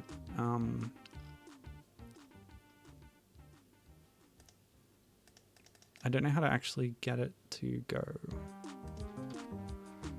I'm just gonna hit some buttons on my keyboard. Let's go. Shift and space are the usual ones. They don't seem to be working. Oops.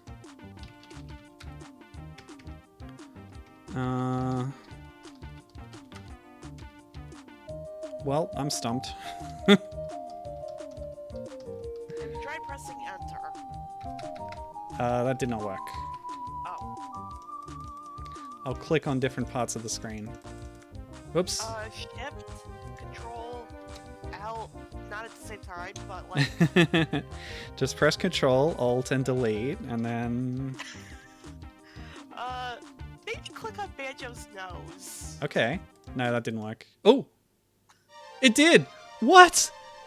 You're a genius. I was joking!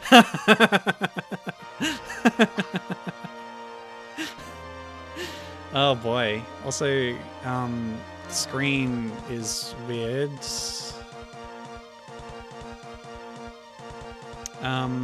It's not the right size. Alright, I'm gonna relaunch the game. Hold on. Alrighty. Oh, there we go. Okay, you're gonna like this. When you expand the window, there's hidden text because the window is too small to display it. And the text says, double click to begin. Well then. So you don't actually have to click the nose, but you double click anywhere. Okay. Press spacebar to quit the game at. I guess I didn't expand the window enough, but alright. Normal table tennis. Let's go normal style. It's us playing against Banjo and Kazooie who are playing together. That seems like it's cheating. But they still only have one paddle, so I guess it's okay. Oh! Wait, what?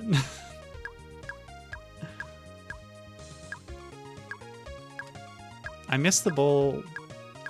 Oh, they got a point for that. Yeah, just reset really quickly. There's no fanfare or anything.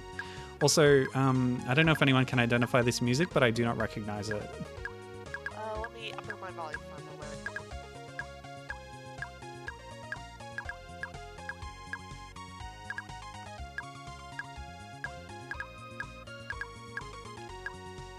Yeah, I can't, I can't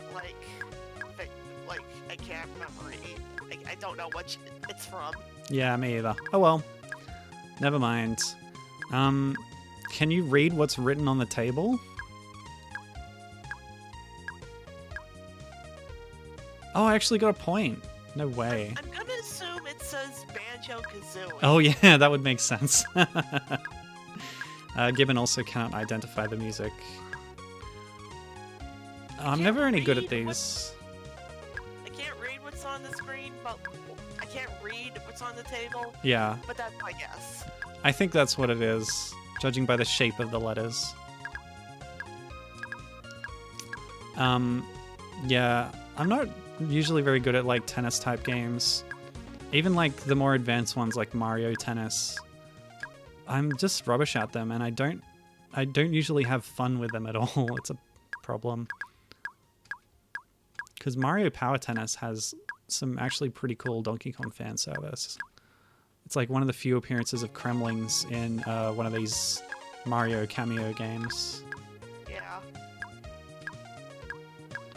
So I wish I could appreciate it more. They have pretty cute designs in those games too. Yeah. They're based on the DK64 look. Woo! But higher res, so it's a rare chance to see those designs in a different form. Yep. But, you know, it's all just glorified Pong anyway, am I right? Yeah, to be fair, table tennis is just Pong in real life. Oh. Okay, the game crashed. We're going back to that vitalized splash screen. I'll launch it again because there was a secondary mode that I wanted to check out. I'll expand the screen a little bit more just to see if there's more text at the bottom. Yeah, it even still is cut off. Press spacebar to quit the game at. So what we're going to do is check out... Oh, we'll check out the credits, actually. Yeah, game by Submatter, BK Land. I'm sure those email addresses still work. Try them. Why not? Thanks for playing Banjo Ping Pong. So we're going to try Golden Blast Table Tennis now, an alternate mode, where there are explosions happening. What the heck? Okay, I don't understand. As the ball passes these little sparkles, it adds to the sparkle counter. Is that like increasing the speed of the ball or something? Also, whenever a point is lost, there's a kind of distorted green square that appears. I don't know what that's trying to say.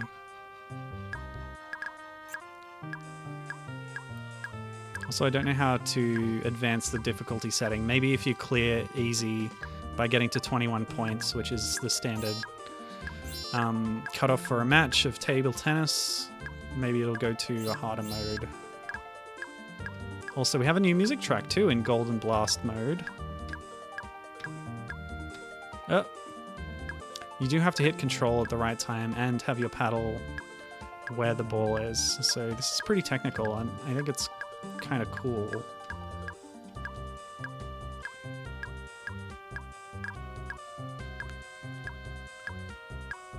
Ugh.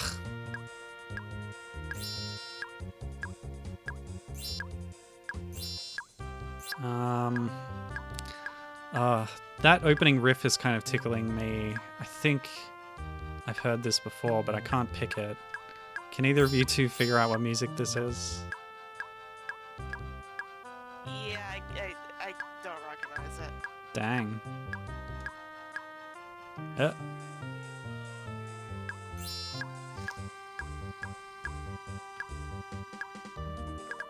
Oh, there we go. Gibbon reckons this is Final Fantasy V music. Oh, well then. I have played that on the Game Boy Advance. I played it on Super Nintendo emulator. Oh, okay, with a fan translation? Yep. Nice. Actually, one of the first games I emulated way back when. Cool. Yeah, my first emulated games were RPGs as well. I played all the ones that were never released in Australia, like Chrono Trigger and Earthbound and Super Mario RPG.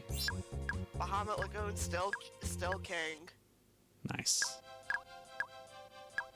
Who made that one? Square. Okay. Yeah, Square did make a lot of RPGs, didn't they? Yeah. Oh, wow. So, as Gibbon points out, it's probably in other Final Fantasy games as well. She just recognized it in particular from the anime. Yeah, I've seen that anime. There was like an OVA that was a sequel to FF5 set like 100 years later or something, starring the next generation. It's pretty weird and interesting. And it's totally never been done before or since with the Final Fantasy series, really. That kind of tie-in media.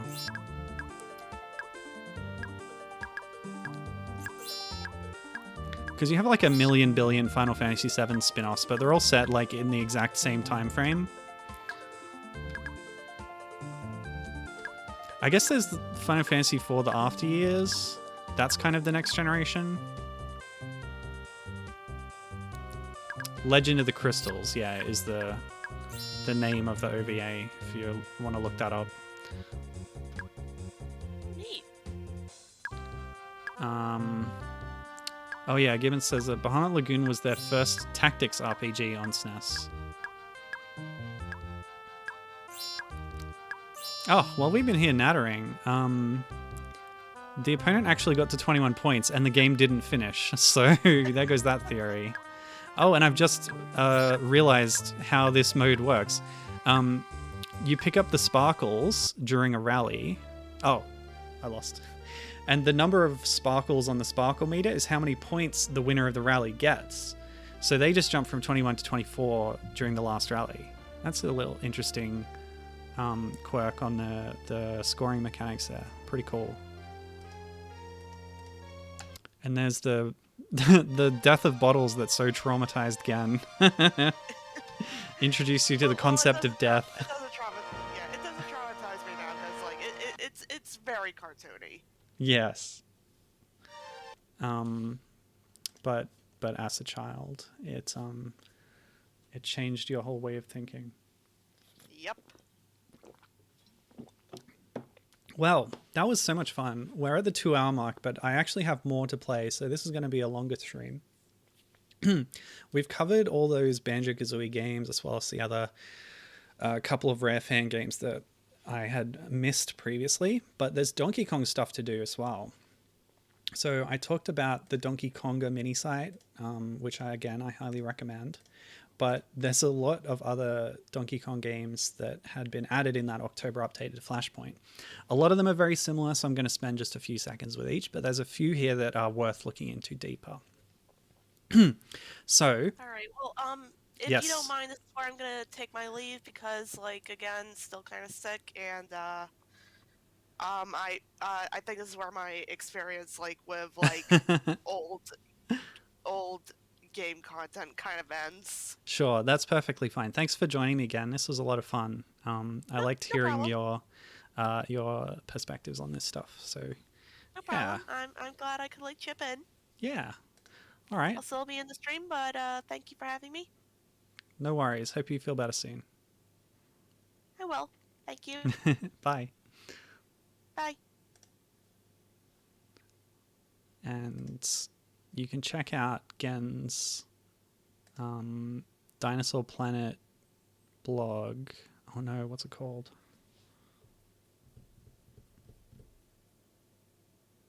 Tell me in chat what your Dinosaur Planet thing is, Gen, so I can plug it. Sorry. Anyway, so the last time I played Donkey Kong Flash games, I ended on this one, Donkey Kong ATV, which starred Diddy Kong actually, and it's one of the many types of or many games of this type that are out there of this kind of motorbike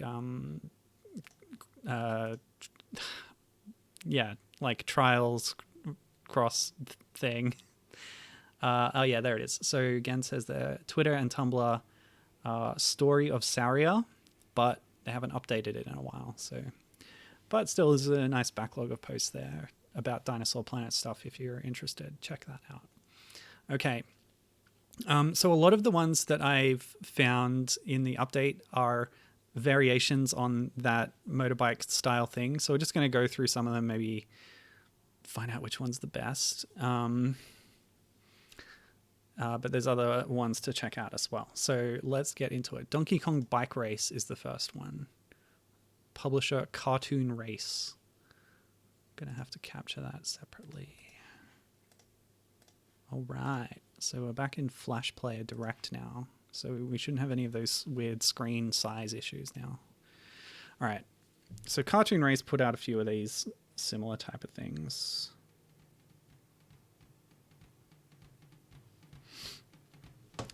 Okay. Getting some DKC classic island swing there. All right, so in all of these, you press up to go, and then you can shift your weight on the bike to like do flips or whatever. Well, okay, respawned us. So we've got like unique graphics, but this is the kind of territory that I wouldn't specifically class as fan game, but more like bootleg attempt to cash in type game. So they might not necessarily be made with passion for the series, but just kind of attempting to capitalize on the name or branding to get more eyes on their game or whatever. You know, I don't know the purpose of these games. Why did people make these Flash games that were put on these giant Flash game portals? Did they get advertising revenue or something? I don't know. Anyway, this one, as you can see, is pretty simple and not too challenging, actually. What I'm going to do is go to one of the later levels since they're all freely selectable. I was going to see if like a later level was harder, but you know what? I'm just going to quit. There's too many of these. Let's keep moving. Donkey Kong Car is up next by a different publisher, allroundgames.com. This one is less motorbike and more automobile, I suppose. But the Donkey Kong sprite looks pretty similar. Oh, got a better music track here.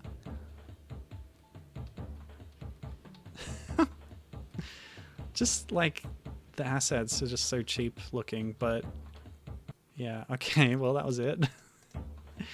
Again, these are very simple levels. Asken says, you played one Happy Wheels clone, you played them all.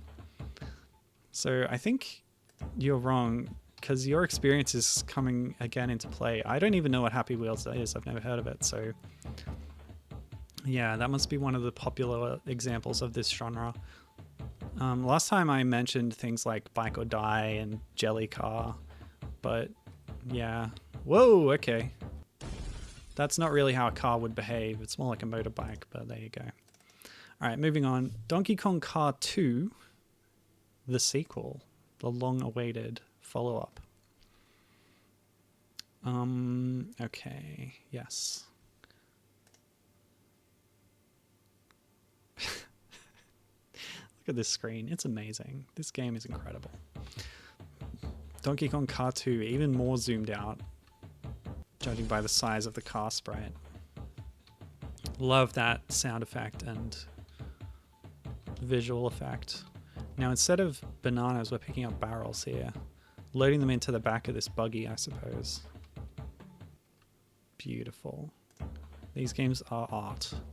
Actually, I would like to point out something from the Flashpoint browser. I've been using Flashpoint to play all these games.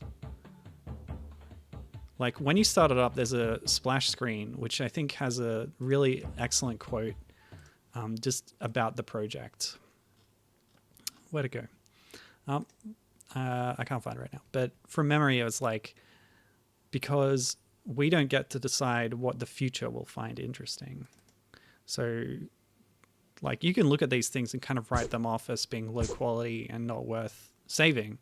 But that is antithetical to the idea of this project. They want to save everything just because it was created, and who are you to decide whether something should be preserved or not, you know? Anyway. Whoa, that's a big head. Okay.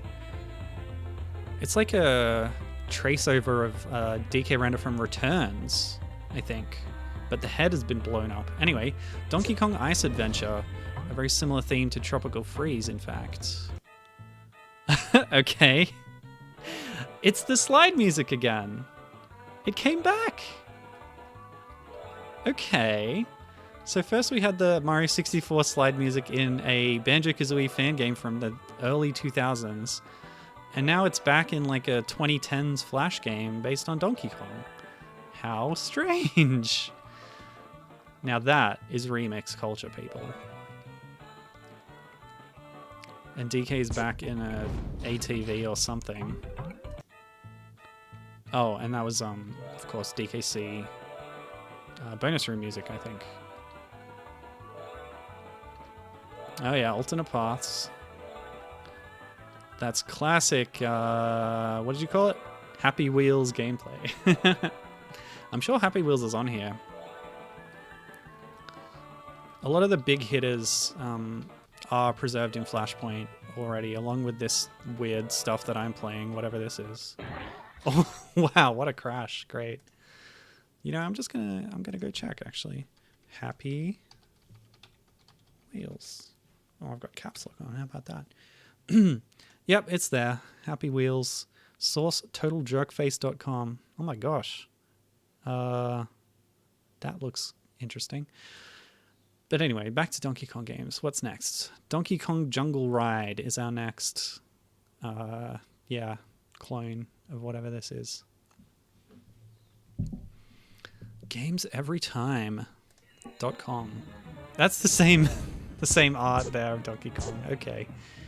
Different source, but similar assets being used here. Use Ari key to ride Donkey Kong. Oh, hang on a sec. What's this?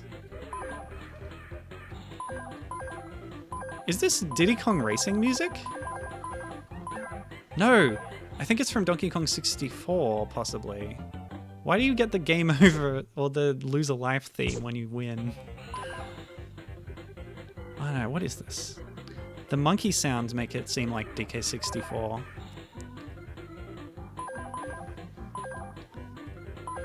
The track, yeah. Is this more David Wise or Grant Kirkhope? I don't know. Can anyone pick this? I'm going by feel. I don't specifically remember. Oh no. What? Was that not the DKC3 Lose a Life theme?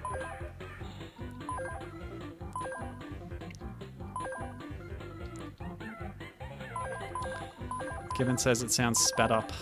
Possibly. That might be throwing us off. Ugh! Also, this time DK's vehicle... So strange. DK's vehicle is taken from Mario Kart. It's the Barrel Racer or something.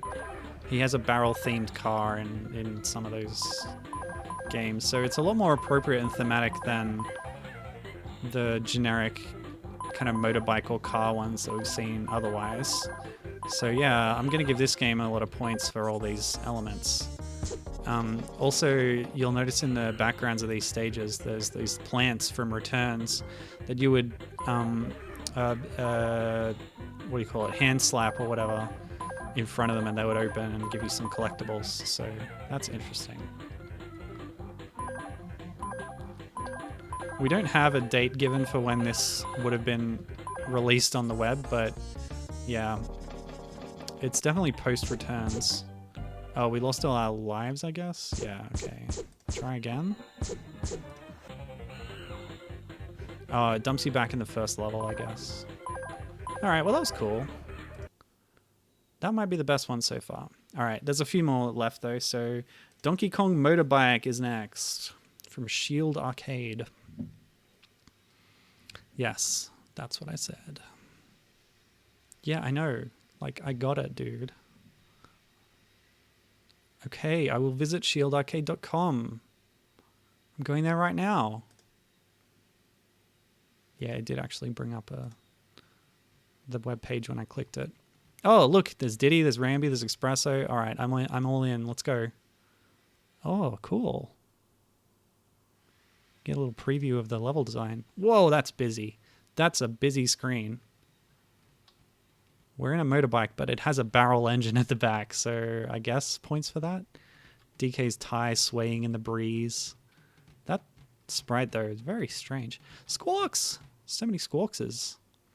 So they're reusing, like, DKC-era Squawks renders there. But there's new art for, like, Diddy swinging by there, and I saw Espresso briefly in the background. The physics on this bike are, like, way off, though. They're a lot less comfortable than the other games that have followed this format so far. Ugh! Crazy. I like that font. I recognize that. Oh, the giraffe. Interesting. The unnamed giraffe from Returns, possibly. Of course, there were considerations for a giraffe animal body in earlier games that did not make it to the finished product. You can see it all in the post-it notes on Greg Mail's Twitter. I think some of that might have been preserved on, like, the cutting room floor or Mario Wiki or whatever by this point, perhaps. I want to at least be at one stage. DK Island Swing has barely got a chance to get going in the background here. Oh! Okay, bit of a barrier.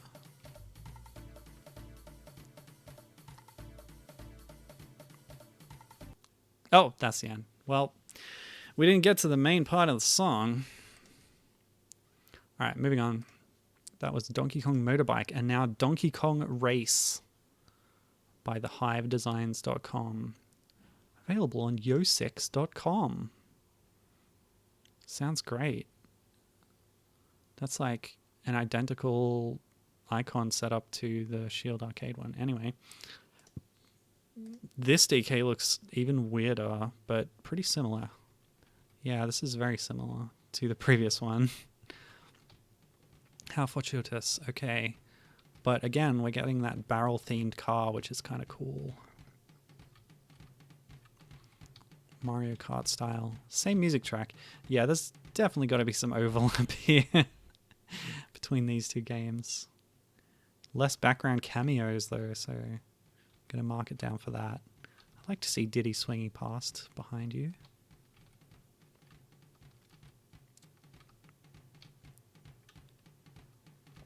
And that's why Mario Kart Arcade GP is better than almost any other Mario Kart game, because Diddy is in it. Which they just can't be bothered to do anymore, apparently. Yeah, I don't know why you can drive up a vine, but whatever. Let's just go with it. Drive up a vine, drive up a vine. Oh! That rock gets me every time. Alright, I'm done. So the final clone of whatever this genre of game is, Donkey Kong Truck. Okay, Toon Games. Got some classic characters there, but no DK. Who's that? Who knows? Oh, love this music. Alright. Free games for your site. I'd love to. King of Swing! Yes. This artwork. King of Swing style. Love that. And yeah, we got Donkey Kong in a monster truck, although not the actual Donkey Kong monster truck, apparently. Okay, I can't do level 1 because I did it before in a practice session where I just played a brief bit of every game to see that they worked. Okay, controls. Yep, restart level. Jump to collect the bananas. I don't think there's a jump button. I think it's just go over a jump. Alright, so we're in a monster truck with a big barrel in the back to collect bananas. I like yeah, like the lore of this game. It's got a goal. You gotta fill up your banana barrel. Although, yeah, one of the previous ones had like a barrel thing in the back, but whatever. This one controls better. It's much less easy to stack it, so I'm gonna give it points for that. It's cute. And yeah, we may not be driving the Donkey Kong monster truck, which seems like a wasted opportunity, but it is at least Ramby themed, even if it's orange, with the rhinoceros horn on the front, so that's cute. It's going to tell us every time what the controls are. But yeah, the level's pretty simple. Maybe too simple. Maybe it's boring. You gotta love DK just hanging out there. Look at him, he's so chill. Elbow on the windowsill. He's like, yeah, I got this. What was that noise? Have a listen when I grab a banana. Is that like a rhinoceros noise? The engine revving? Is that Donkey Kong's grunt? Anyway, that's cute. Donkey Kong Truck. The best Donkey Kong game. Alright, so I got a few more that might be a bit more interesting with different genres and stuff, so let's crack into those. I'm going to start with Mario vs. Donkey Kong. Gibbon, looking at you. So this one is labeled as a platformer. It was published on MarioGameOnline.net. The best place to get Mario games, apparently. Yeah, don't go to Nintendo. Just go to MarioGameOnline.net. It's all you'll need. These Super Mario Bros. 3 All-Star graphics, or maybe, yeah, Super Mario 1 All-Star, is not representative of the game itself, which is actually pretty interesting. Just check the control screen first. Alright, I'm on board. Okay. So what's interesting about this one, yeah, easy is fine, is that it has the Paper Mario style. Check this out. We got like mean Paper Mario from in like Thousand Year Door when he's being possessed by, or when he's being imitated by Dupless, and he has that kind of threatening pose. You see that? Kind of fist forward like this. That's what I think of. Maybe he does that pose at some points in the game, but that's what I remember. But yeah, we got Paper Peach up there. The Boo is paper style. The Goomba looks like an original graphic. But Donkey Kong, if you ever wondered what Paper Donkey Kong would look like, Probably not like that, but maybe something a little like that. Obviously, this is kind of a pastiche of Donkey Kong Arcade with the style of the gameplay. But the theming of it, I think, pushes it ahead of a lot of those awful clones that are out there on Flash and whatever. Wait, that's Bowser. What's Bowser doing here? Anyway, let's just try and do it. Unfortunately, we're not actually playing as DK, but I thought it was a really silly novelty to have like a mock-up of paper Donkey Kong. I don't think it's done that well compared to what an official one might actually look like, but it's pretty cute just as a concept to use these paper sprites as the basis for a traditional action game like this. The side view especially is just bizarre. Like, the front view is just a trace over of an existing Donkey Kong artwork, clearly. But from the side, it just looks like, well, looks like any other generic Flash game gorilla, to be honest. I'm gonna grab that star and then gonna head up here. Ta-da!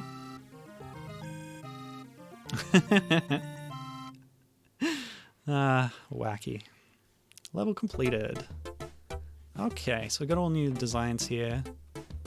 Spikes from the ceiling, we've got bob-ombs over there, a switch to press. So yeah, things are getting even more elaborate.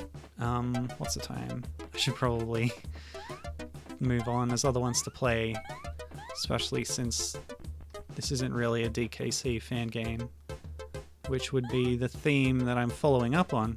But still, what a fun little novelty this is. I thought it was really cute. And no fall damage too, thank goodness. Look at that. I've dropped all that way and it was just fine. Also, that piranha plant didn't seem to hurt me. So yeah, the kind of elaborate back and forth of this reminds me of DK94 lineage of games and things like that. Anyway, yeah, Gibbon was happy to see that. That's cool. All right. That was Mario vs. Donkey Kong. That's the title. As distinct from the GBA game, of course. All right, next I'll play Donkey Kong Tetris. This is great because it's from juegosdonkey.com, the only place for donkey games. Juegos means games in Spanish. Okay, we won't spend long here, but got some returns, renders, the banana from DKC1, but it's just Tetris. Also, yeah, the background looks to be taken from like a screenshot of gameplay of returns from the beach world, which is cool. I do like the retro games. They're a lot of fun. But this is really just Tetris. There was an arcade sound effect when I got a line. All right, now I got to go for the nya. In my family, we grew up on Tetris and Dr. Mario and the SNES. So the names of things are very much taken from our own experience of them. So when you get a Tetris and there's like a big sound effect, we call that a nya because that was the sound that the game made when you got 4 lines in a row at once. The long pieces, the I pieces, we call them reds because in the base palette in Tetris and Dr. Mario, they are red colored. So they're always reds. Anyway, here we go. Okay, it's the same sound effect. Never mind. Bit of a Donkey Kong arcade jingle there. That's cute. All right, what should we do next? There's a few choices. Let's go. All right, I'll finish on that one and I'll play this one next. So this is really cute. There's a few recreations in Flash of like Donkey Kong Jr, the Game & Watch game, but it seems to be a unique and a new Game & Watch style game made in Flash. It's called Kong vs. New York, but it reuses like sprites or artwork from DK Jr.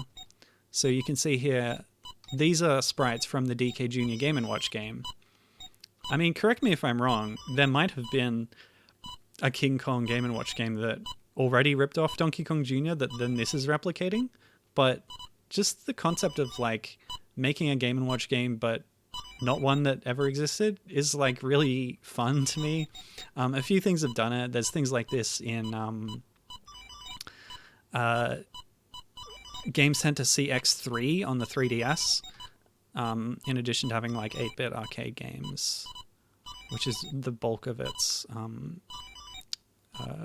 like nouveau retro games. It also has a couple of like side toys that are based on old LCD handhelds or other kind of physical games like that.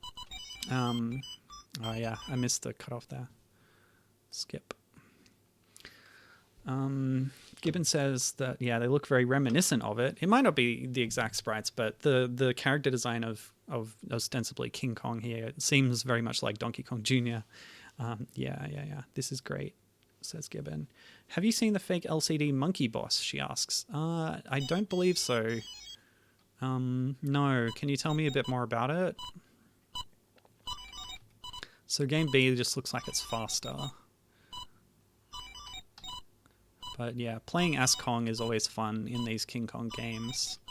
A lot more fun than trying to kill Kong or whatever you do in, you know, some of them.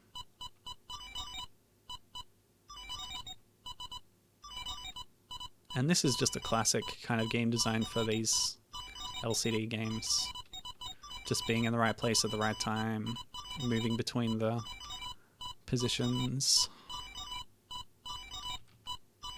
Oh, it's not Monkey Boss, it's Monkey Labor. Oops. Oops. Yeah, a bit hard to know when... Oh, super score mode, okay. We got a multiplier. That's alright, we failed. Oh, the sprite shaders do help, actually. So, Monkey Labor is another game that mimics an LCD game like this. The in-game sprites aren't as true to classic Game & Watch style. Is it in Flash? Maybe it's on here. Let me just go labor. No, it's not here. Unless spell labor the other way. Oh, nah, there's too many. No, it's not here.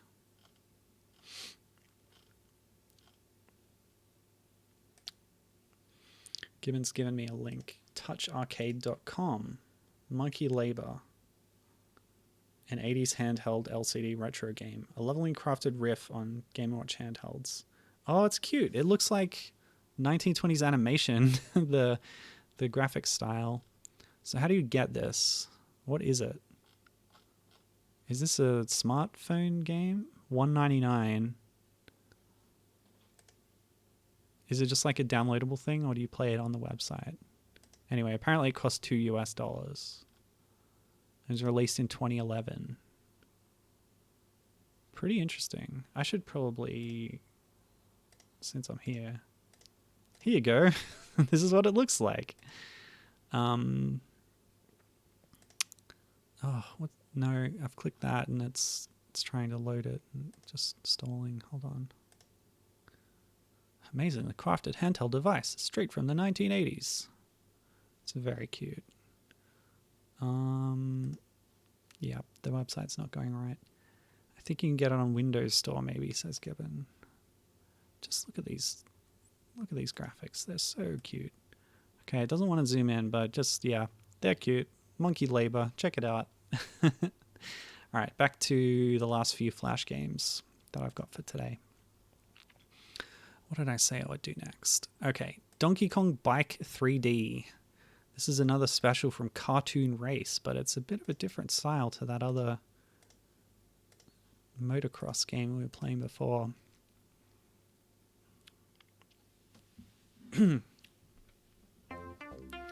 Donkey Kong Bike 3D.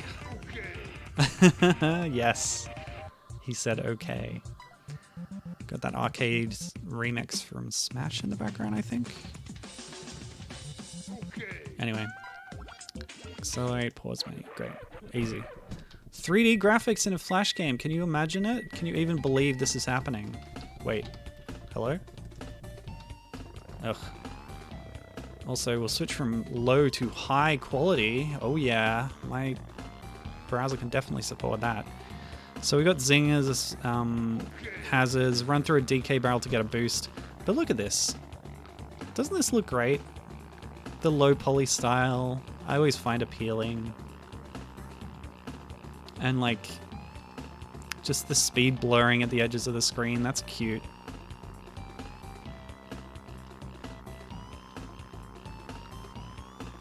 Got some nice background music from the attract mode of DKC.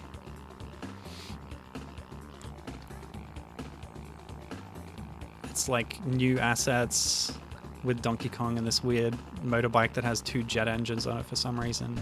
I guess they're rocket barrels, maybe? That would make sense, wouldn't it? How many laps are we doing? I've managed to reclaim first place.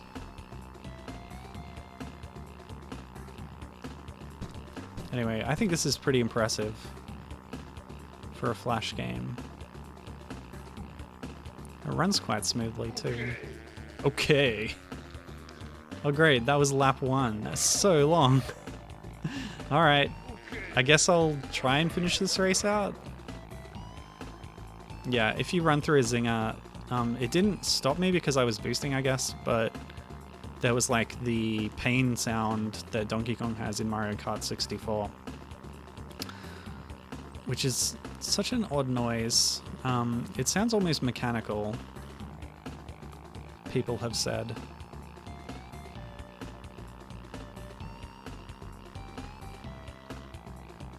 Anyway, I really dig this. I think it's cute. I want to know more about the other races. Are they other Kongs? They're probably the same model as this, but recolored. But I like to think that one of them is Uncle Kong, one of them is Swanky, and the other one is Ringo from the recently unearthed Fleetway Donkey Kong Country Jungle Action Special comic magazine.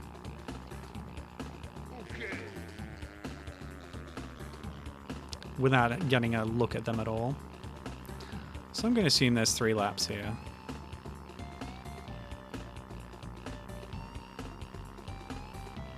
Oh, by the way, those Zinger sprites, they're straight out of King of Swing with that art style. Look at that. From the artwork. Yeah, beautiful. Fans have always loved that style, and it's easy to try and replicate if you're a sprite artist. Easier than the pre-rendered stuff anyway. Although people are trying that too.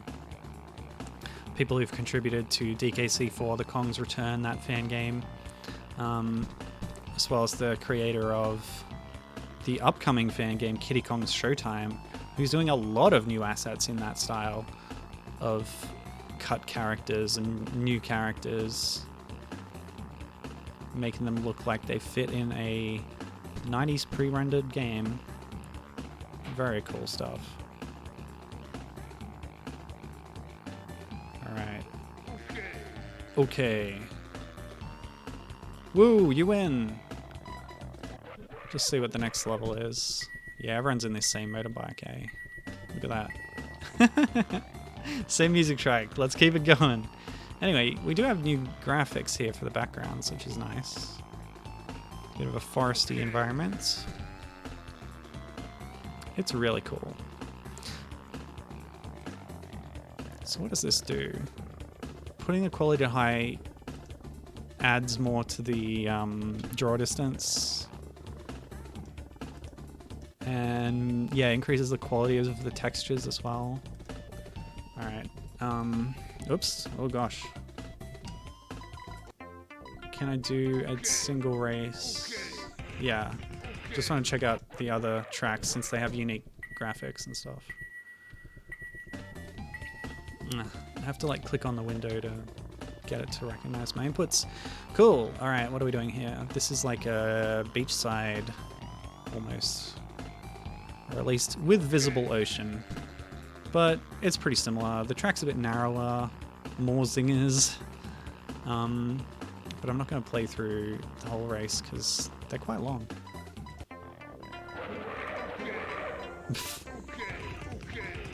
Okay, number 4. Oh, that's cute. Look at that.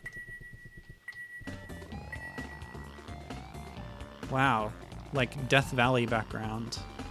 Which is a little bit in keeping with King of Swing, actually. They had a kind of Monument Valley desert style thing going on in some of the levels. It's like a little Wild West world or whatever. So yeah, cute stuff. So that was Donkey Kong Bike 3D. 2 more to go, and then we can clock off. This one's Donkey Kong Kart Game. Going back to Shield Arcade for this one. And another racer. Although this one is not as impressive. Maybe I should have ended with the 3D one. Okay. Let me see. What else can I say about this? Release date 2011 apparently. Okay. So this is great. Already we are presented with a possibility of multiple playable characters including K. Rool and Candy Kong. Which sounds great to me. Okay. So you can't select them. That's just 1, 2, 3. Just click play. Play Mario Kart? No thanks. I'd rather play Donkey Kong Kart. Okay. Donkey, Candy, K. Rool, or Diddy. You know what? I'd love to give Candy a playable debut. She's never been playable in a Donkey Kong game. So why not? Okay. C to shoot, space to jump. All right. Oh, look at that. All right. So yeah, very Super Mario Kart style. Behind the back. I guess the graphical technology is a little bit more advanced than Super Mario Kart. You don't have that extremely warped Mode 7 style look, but it is quite flat still. Probably a technical limitation. Yeah, okay. You can just have a lot more levels of scaled scaling for the assets in a Flash game. Or perhaps that was Dixie in a card. How come I can't play Dixie? Oh well, Candy's good. Runner up, I suppose. Jump, jump. I haven't tried the shoot button yet, so let's give that a go. All right. So I guess I have 5 boosts stored up. Hold on. Yeah, I guess so. I don't know how you get more. Maybe you can't. Cool. Oh, look who else is here. Kiddy Kong and Diddy. Well, that's it, but great to see him.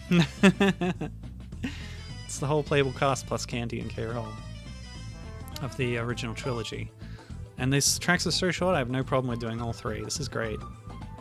I'm having a great time. Yeah, look at those 2 frames of animation. Straight ahead, turning to the side. Straight ahead, turning to the side. Straight ahead, turning to the side. Oh yeah. Yeah, Gibbon says that this is charming, and I wholeheartedly agree. It doesn't have the sheer impressiveness of the 3D graphics of Donkey Kong Bike 3D or whatever it was called. But the cartoony style of this is very nice. And it all matches well as well, the backgrounds and all that. Unlike the mismatched assets from the 3D one. This time wait, I shot one of my orbs forward when I was trying to boost and then I boosted, so I don't know what's going on there. Maybe if you're not holding the accelerate button. Nope. I don't know. Who knows? Looks like I got orbed there for a bit. Cut the corner, get ahead. Kiddy Kong is right on my tail. This is rough. Oh no, that's Kiddy Kong. Who's that? DK, I guess. Alright. First place. Okay, no, level 3 next, please. Of course, Candy Kong is in my least favorite Candy Kong outfit, which is the one from the first game. I prefer... well, maybe her pay-on look is one of the best. The DK64 look is good, even if it's, you know, it goes a bit much on the exploitation. But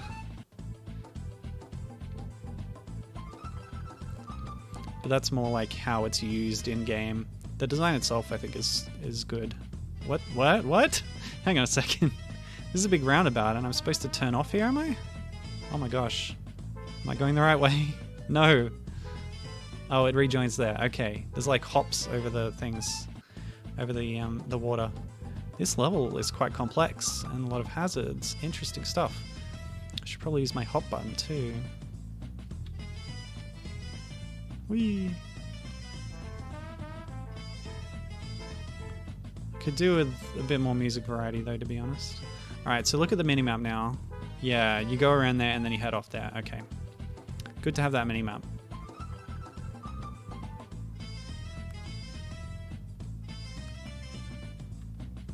Got lost on that roundabout.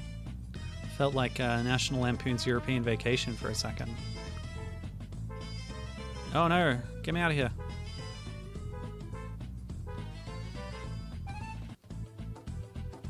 There's Big Ben, Parliament. Big Ben, Parliament. Okay. Alright, we did it!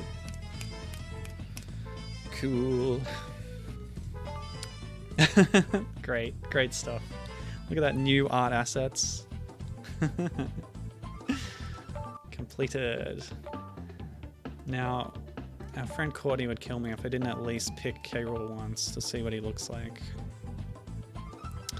Look at that. Beautiful. We stand a king, people. Look at this guy.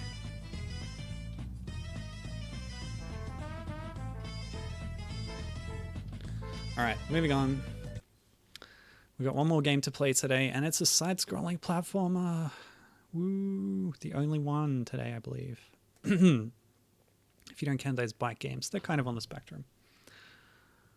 Side-scrollers. Alright, so this one is called Donkey Kong Time Attack from Shield Arcade. Should be interesting. Oh, it's the same art style. I really played these in a good order by accident, didn't I? So the Donkey Kong Kart Game artist is returning, or possibly originating, depending on the order, which I do not know. Kong, the unthinkable has happened. K-Rool has taken candy. It's time to bring her back. You can move left or right with the arrow keys. Press up and you'll jump. Now let's move. Great. We're putting her in a reductive damsel in distress role. That sucks. Which she completely avoided in the original games, by the way. Okay, well, this is pretty basic. Press up to jump. Oh, there she is. Well, that was a short game, wasn't it now? But no, get ready for level 2 of 40. Okay. 40 levels. This is very like Super Mario Brothers level design. What? Very short. But we also have that timer mechanic, which is quite limiting. What is this background? There's like a barrel cannon and a treasure chest. I want to know what's going on there, but maybe these are mechanics that will be introduced later. Okay, they're very short, so 40 levels doesn't seem so bad when they last 5 seconds each. I'm going to play this whole game. Let's do it. Hey, we got a Mario coin sound effect for getting a banana. That grinds my gears, I tell you what. Nah, it's fine. Just kidding. It's fine. It's whatever. It's the level design that gets me. Like, it's so basic. There's nothing going on here. It's like Super Mario Brothers-esque setups at times. Okay, give me the bananas. They don't do anything. They don't give you extra time, that's for sure. Oh! Oh no. I did not consider running out of lives. Is this an issue? Oh, I lost some bananas? No. They're back to 0. What? Yep, alright, I don't understand the mechanics at all. Whatever. Wait, what level am I on? They kicked me back. 7 of 40? Did they? Did they not kick me back? I don't think there's a point to getting bananas. Actually, yeah, Gibbon has a very good theory there. She says, I wonder if this is reskinned from a Mario Flash game. It's got very Mario stage stuff. Yeah, I think you're dead on with that, actually. That probably happens, I'm sure that happened a lot in the Flash game sphere, just taking the same game, reskinning it with new characters. At least they've given it a new, you know, music track in the background. Oh, a mini game. Okay. Dodge the falling spiked balls. If you manage to do so, you'll be rewarded with an extra life. However, if you get hit by a ball, the game is over. Hopefully just the mini game is over. It's a classic avoid 'em up, contained within the side scroller. Oh no. So it doesn't tell me anywhere what my life total is, but the fact that... Oh! The bonus... Wait, okay, so if you die on a level, you skip that level, I guess, is what's happening here? And I'm back to 0 bananas. I don't know what that's about. Oh, so close. You really got to, like, push the momentum on these ones. Keep going at all times. Yeah, it's like if you die, you just move on to the next level, but there must be a hidden life counter that I have to worry about. Bit concerning. I only have to rescue Candy Kong 27 more times. Even though, like, the objective is to find her. I guess it's like a Super Meat Boy thing. Dr. Fetus pops out at the end of every level and just steals her again or whatever. Oh, okay. Spike launcher. New hazards. I can skip this screen? No. You can't really skip much. Oh boy. Gotta time that one right. Yeah, this is bizarre. But I'm committing. I'm committed. I should be committed. But I'm trying to get to the end. Just to see what's there. Maybe I should have mapped this to a controller because my hand's already cramping up, but it's just up to jump. Oh, please no. Oh, my game's over. Oh well, I think we saw all that game had to show us. There were more hazards coming up, but that's enough for me today. Donkey Kong Time Attack. Who knew there was another Donkey Kong side-scroller out there that I hadn't played yet? I'm talking myself into having another go, aren't I? It's really strict though. Few lives, really easy to die. Yeah, I've had enough. Thanks for joining me though. This has been quite radical, dude. Like, the Flash scene was... I've said it before, but it was such a big part of, like, the childhoods of people of that generation, which I'm sort of at the back end of rather than the front end. Especially for these ones, some of them being released, you know, as late as the 2010s. But Flashpoint is just such a great project to take all these things, archive them, preserve them, and present them in a playable form. So you can relive nostalgia, or you can create new nostalgia, which I've done today. I've never played any of these games originally, but I've experienced them now, and just, it's wild. It's really cool. Not to mention the... what was it called? Silver Trigger 64, which I played earlier. Good stuff too. Check that out. As well as the visiting that other era of Flash games with the early 2000s. Banjo ones definitely made by passionate fans in that case. Yeah, so it's been a lot of fun, the different phases of this stream. I hope you've enjoyed it too. And yeah, check these out. You can get any of them for free right now. Yeah, it's pretty cool. So there's not much left in this year, but since my schedule is open right now, I might do an extra bonus stream tomorrow or the next day. Yeah, I won't say too much right now because it might not happen, but keep your eyes peeled. All right, I'll catch you later. Thanks for joining me. Happy New Year if I don't see you. Bye.